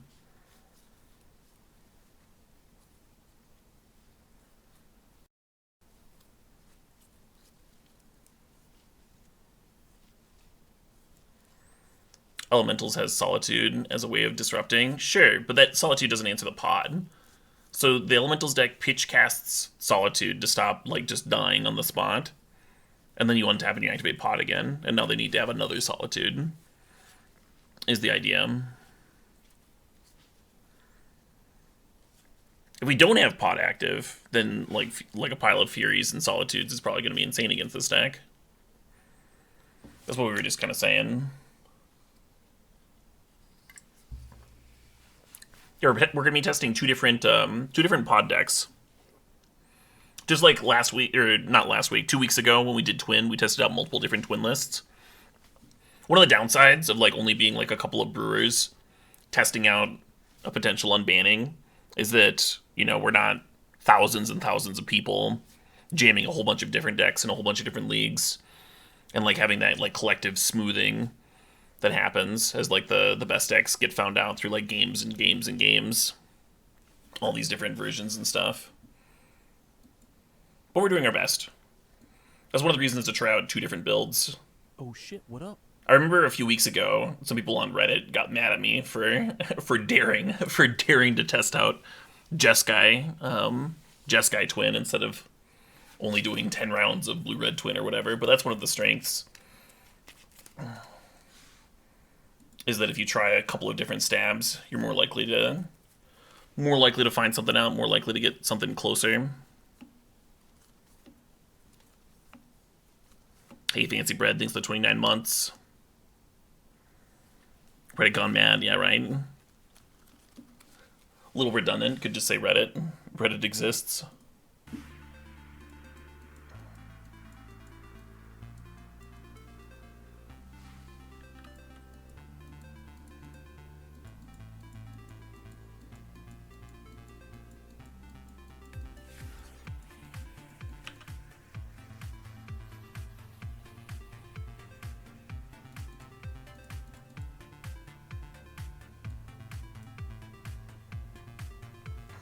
Think about getting Basic Forest.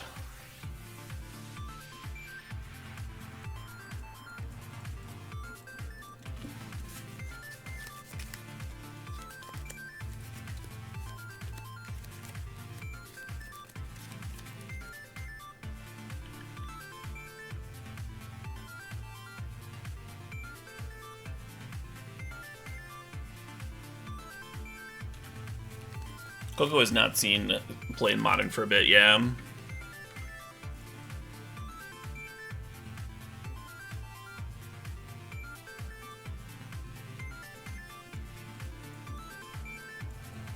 Yeah, maybe I'm supposed to fetch a basic with one of those. I'm at 12 life now.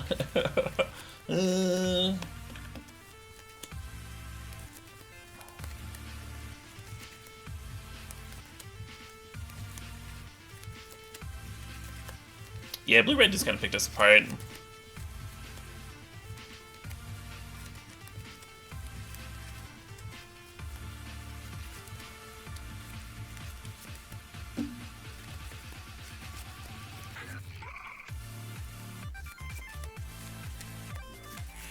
There's indeed a Risen Reef deck in Modern.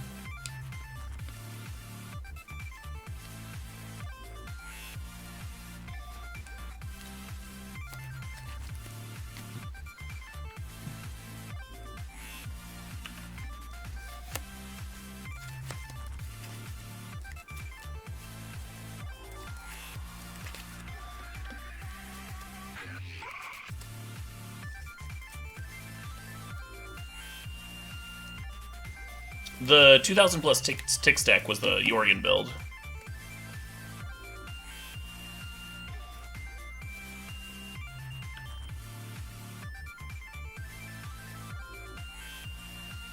There's not a 6-drop now.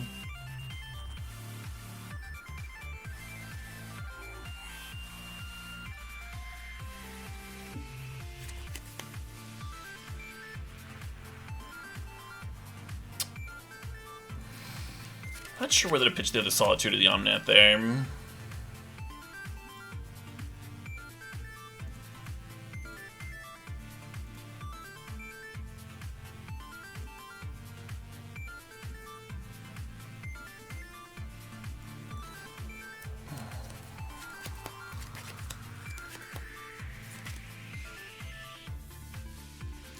fuck, I stacked my triggers wrong again.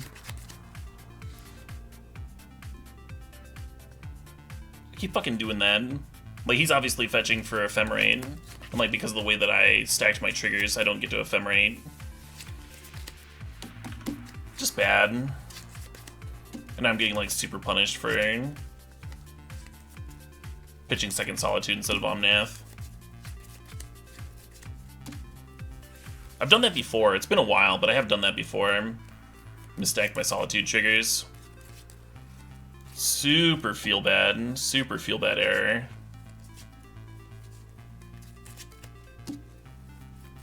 Like, I should have been fine there, right? If I stack it in the other order, so that the sacrifice is below the exile, then Spike has to Ephemerate before the fucking Solitude thing happens.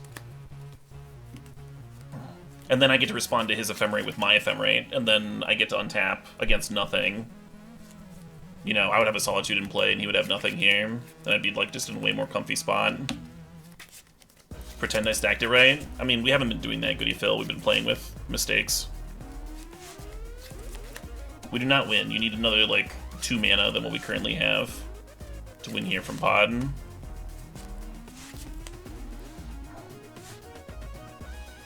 Instead, we're gonna, like, pay a bunch of life and lose to Solitude or something.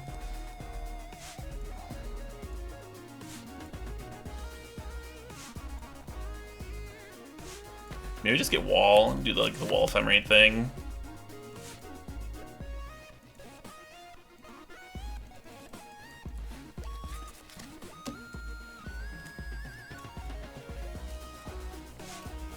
That's the sort of play that I, like, probably don't fuck up.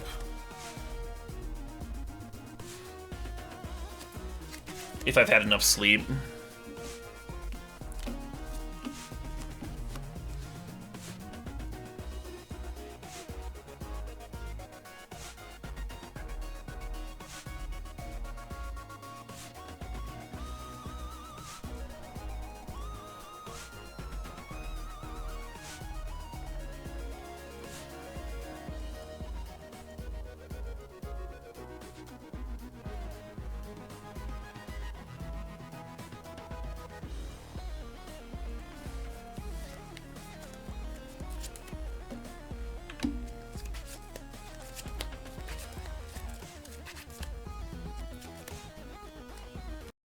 I'm gonna ask Spike if he had a white card to pitch to the Solitude.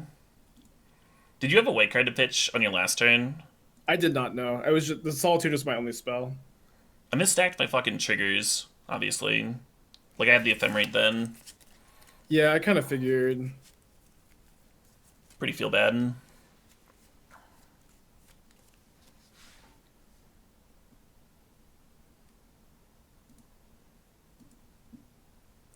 I think you probably win the game if you stack the triggers differently, or maybe if you had exiled the Reef first, but you probably didn't have any. You didn't have any way to know how flooded I was.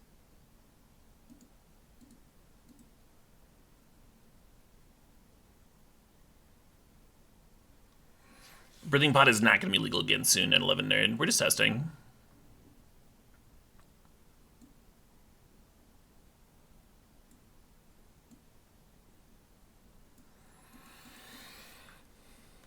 So Pats are coming in for sure. I think Skype does as well. And that might just be it. It might just be those three. Let me check my notes. Yeah, just those. And then minus Pyro. Knight, of course. I think I was just cutting a wall. You feel like there should be one 6-drop? There's been pretty much no time that I've wanted to tutor for a 6-drop, and there's certainly been no time that I've wanted to draw a 6-drop.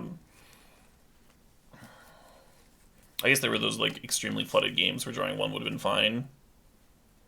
It would have been a lot worse than just, like, drawing a lower creature on the pod chain, though, the game that I had 2 pods. No plans right now, Lord Sorrow. No plans. What 6-drop would you want? You would just play a Titan. You would just play, like, some shitty Titan, a Sun Titan or an Inferno Titan or whatever. The old pod decks tried out 6-drops, you know? They messed with it. It wasn't... as the decks got refined, as the old pod decks got refined, they ended up dropping them. Just because there's only so much top end shit that you want to draw. We're playing Solitudes here, but you can pitch cast the Solitudes, right?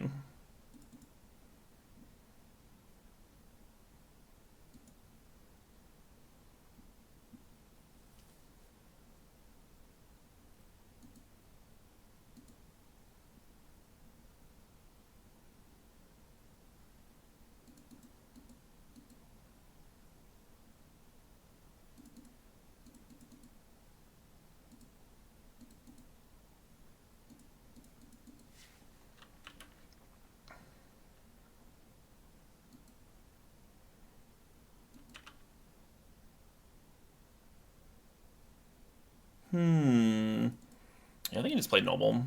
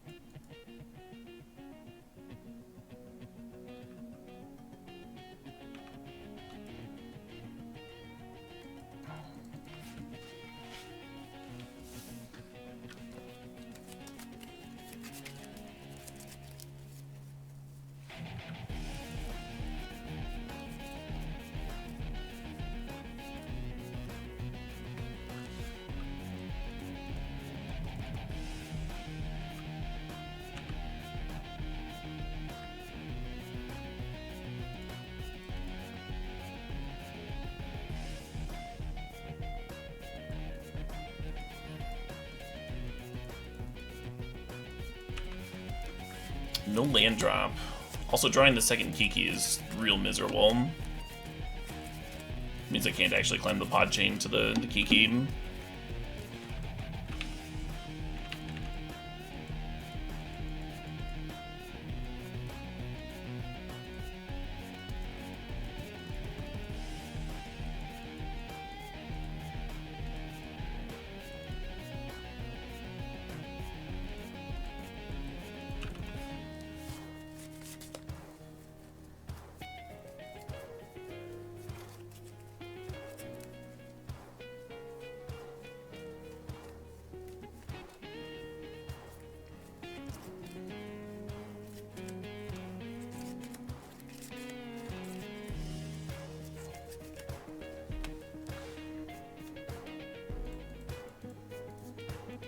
Don't mind me.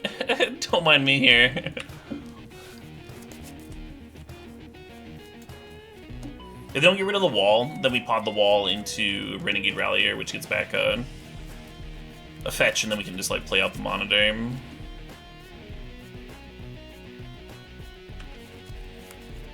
pod again, and have like a bunch of mana and stuff.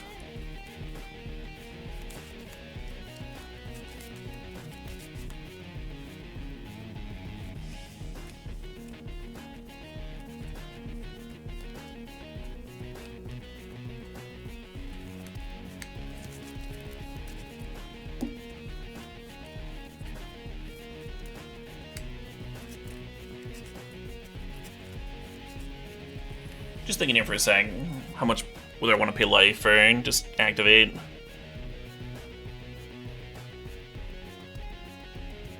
What do I want to get back to? I could get back the quarter monitor, or I could, you know, get a land back. Getting a land back here might be necessary with the Kikis in hand.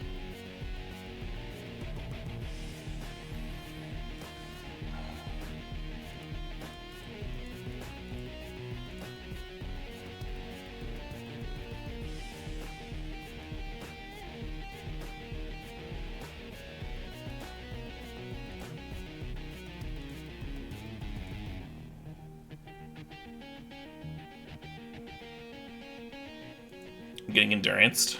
That's a bummer.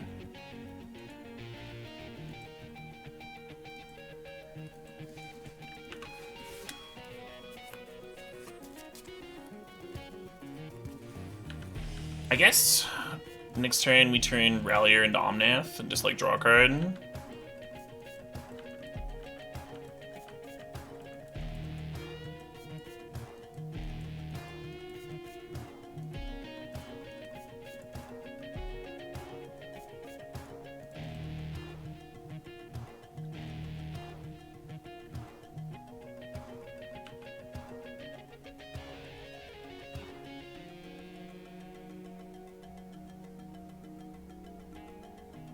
Okay.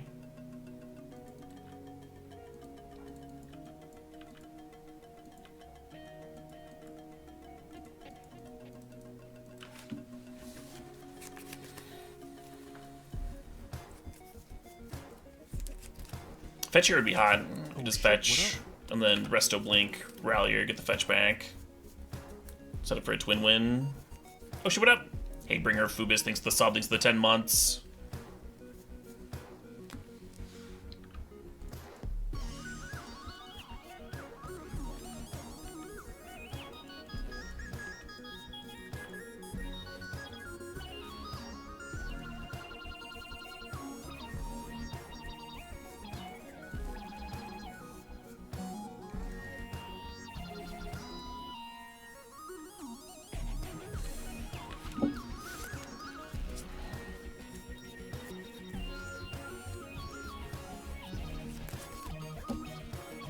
The Rhinos was the original version throwback. The later versions of pods certainly did not cut the combos.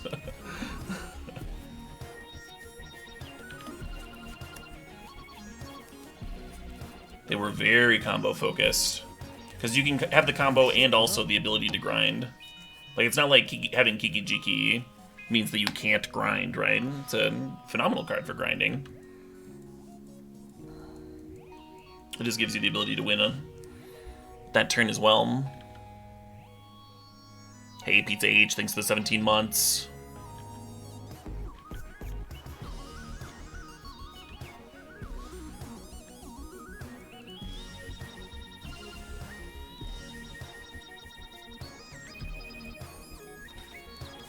I mean, I think what's going to happen when I go for Kiki here is that they're going to have Ephemerate, either Ephemerate or Solitude to get me.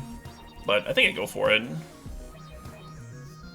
Not like I'm doing anything else, right?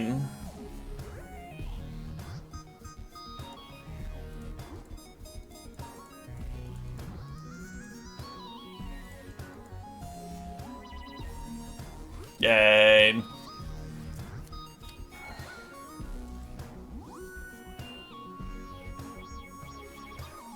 So we didn't win that game off the back of Pod, but Pod certainly did stuff, right? It got bounced at one point, and activated the one time.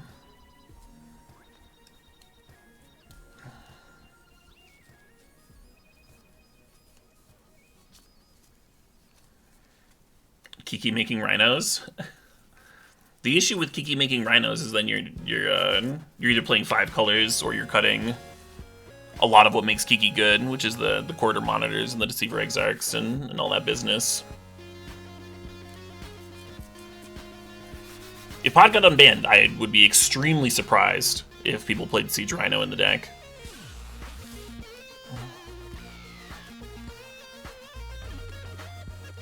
Not a real modern card, right?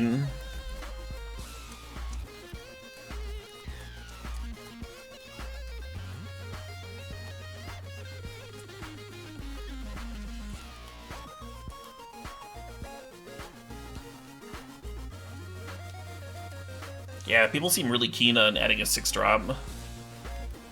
I don't think you need to get a 6-drop if you're 5 wins.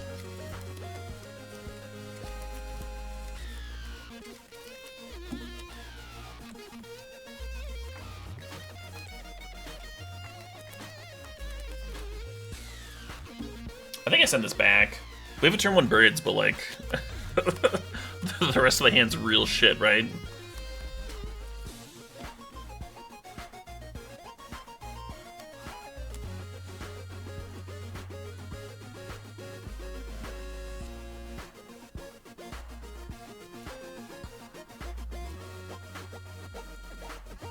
I think I'm supposed to have been Zealous. I haven't really wanted Zealous.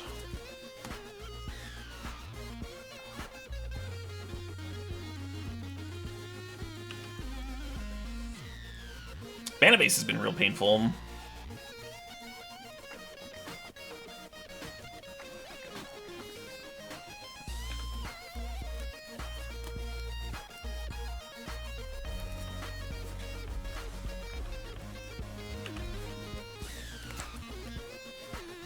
Once again, we appear to be pod flooded. Looks like Spike just doesn't have a play though.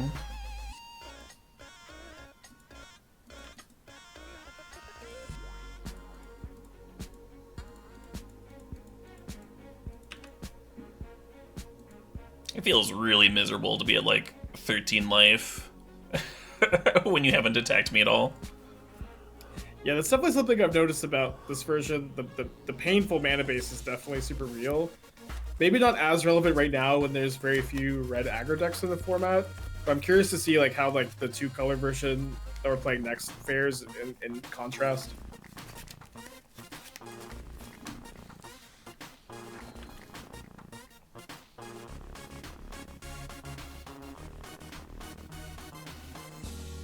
Oh shit, what up?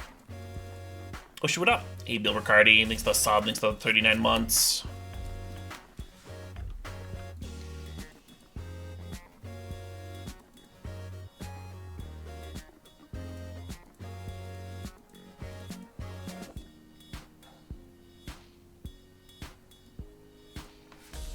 Oh shit, you know what I should have done?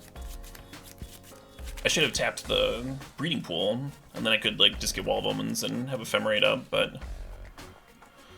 Whereas this kind of like gets wrecked by Solitude. In response to the untap here.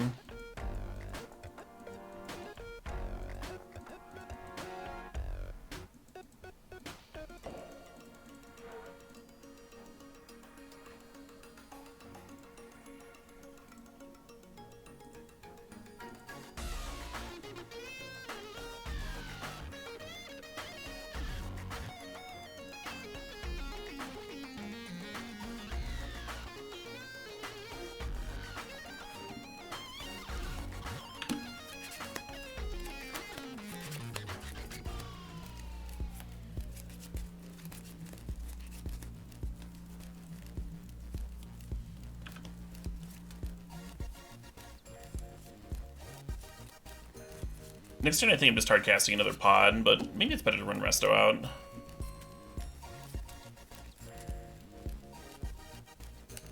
Solitude did gain us some life. It's kind of nice.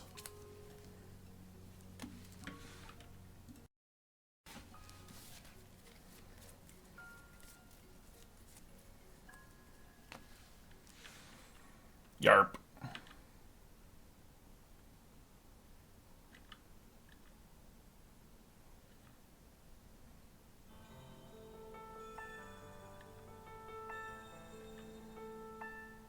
The non-attack kind of implies that there's no Solitude to be seen over there.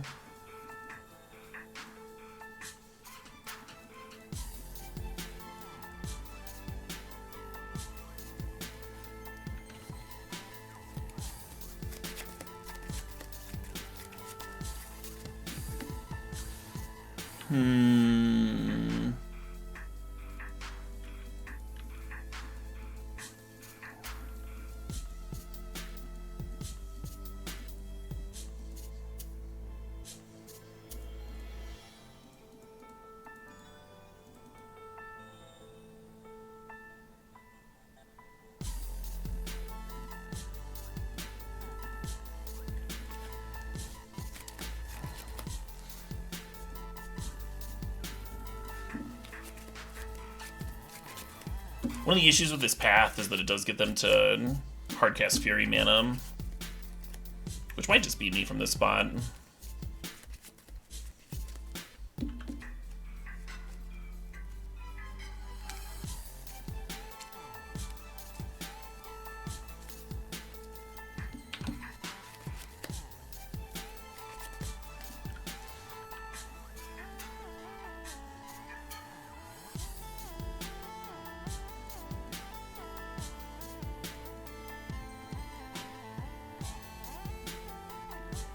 Land would have been so good here.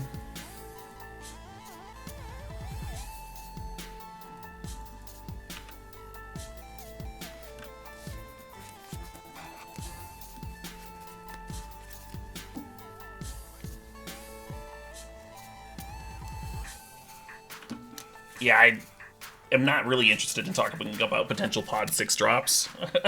I'm more interested in trying to figure out what I'm supposed to be doing this game. Chat's stuck.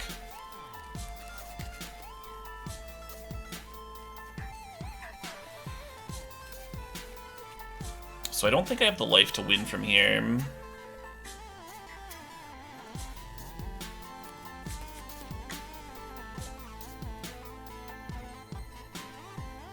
There's no need to apologize. So Wall of Omens. Pay 2 life, go get Renegade Rallier. Renegade Rallier gets back Quarter Monitor. Maybe that does win. Like, very specifically. Because I can shock myself twice and then pay once normal. As long as this doesn't draw Renegade Rallier, I guess.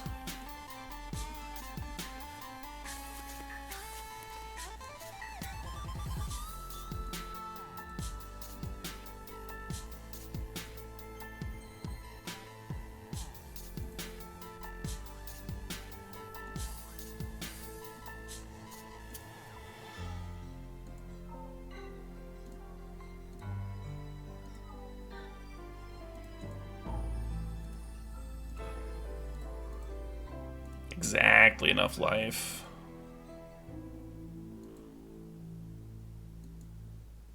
Hellstrand was played in standard pod. I don't think you would play it in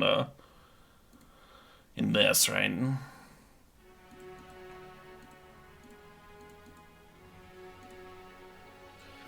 Okay, GG's. GG's. Ooh, right. GG's. At least Pod did something ever. Yeah, it definitely seems really good in those games where it's just sitting there and it turns any creature you draw into like this crazy board state. Yeah, absolutely. That was that half of the Gauntlet, right? Yeah, that was the whole half. What are your thoughts on your deck after playing it for 5 matches? It played out pretty smooth. I never really wanted the Seasoned Pyromancer, but I'm not sure if I would have wanted the Kitchen Finks that we cut at the last minute either. Yeah, I've played a decent amount of Kiki Court lately, and I've cut the Seasoned Pyromancer from that deck where I found myself like never tutoring it, but I was usually like happy enough to draw it. I thought maybe it would be different in the pod shell. It might still be reasonable. I think something that would help this deck, like the matchups where we had like rougher times, like Control and Blue Red, is cutting the Ephemerates, which are like kind of like hard to not telegraph and easy for the opponent to respond to. Cut the Ephemerates, cut the walls and stuff, and play like main deck to Fairies and like Voice of Resurgence, which is really good against instant speed interaction. And Voice hasn't seen play in Modern in a while, so I think it made sense to like cut it and do like more updated, like more modern cards. Like Solitude Ephemerate's a very modern thing to be doing right now, right? Like a bunch of busted new cards.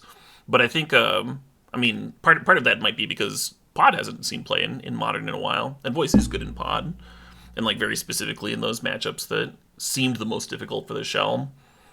And then Teferi's like obviously a great card, so then we could like turn 2 Birthing Pod or turn 2 Teferi. Yeah, I agree with that. That's also, of course, like a huge strength to a card like Birthing Pod, a card like Twin, is that you just have almost unlimited ways to build the decks around it. Tons of different ways, yeah. And it's also like, we were talking about this in chat a lot. It's almost, there's no other card besides Pod or Twin on the ban list where it's like your whole deck's built around it, and there's a million ways to build around it. It's all really interesting. Everything else is either like, I think not that interesting, or just kind of a generic value card that isn't, that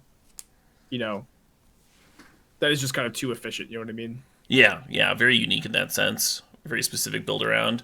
One thing that I was going into these games wanting to test was whether like any number of turn 3 kills actually happened, because that was something that I had heard voiced. I know Arilax was like concerned about that nature of Pod, like being able to go turn 2 Birthing Pod into a turn 3 kill. He thought that would be like way too consistent for the current Modern metagame. It didn't happen in 5 matches. The few draws that we had where it could happen, like the Mana Dork just died instantly.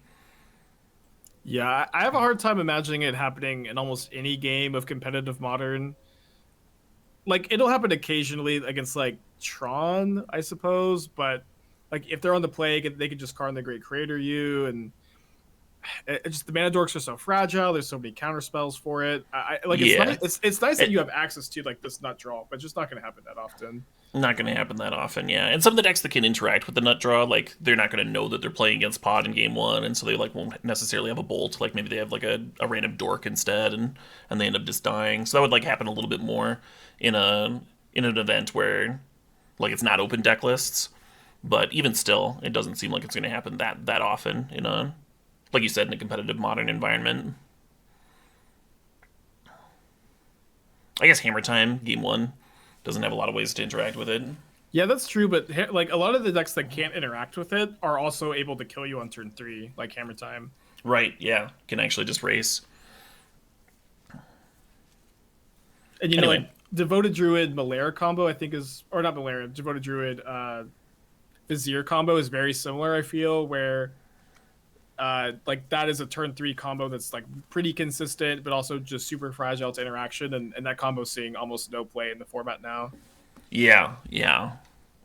There's too much cheap to free interaction. Okay, well, I've almost got the deck together. I'm pretty excited for the Yawgmoth.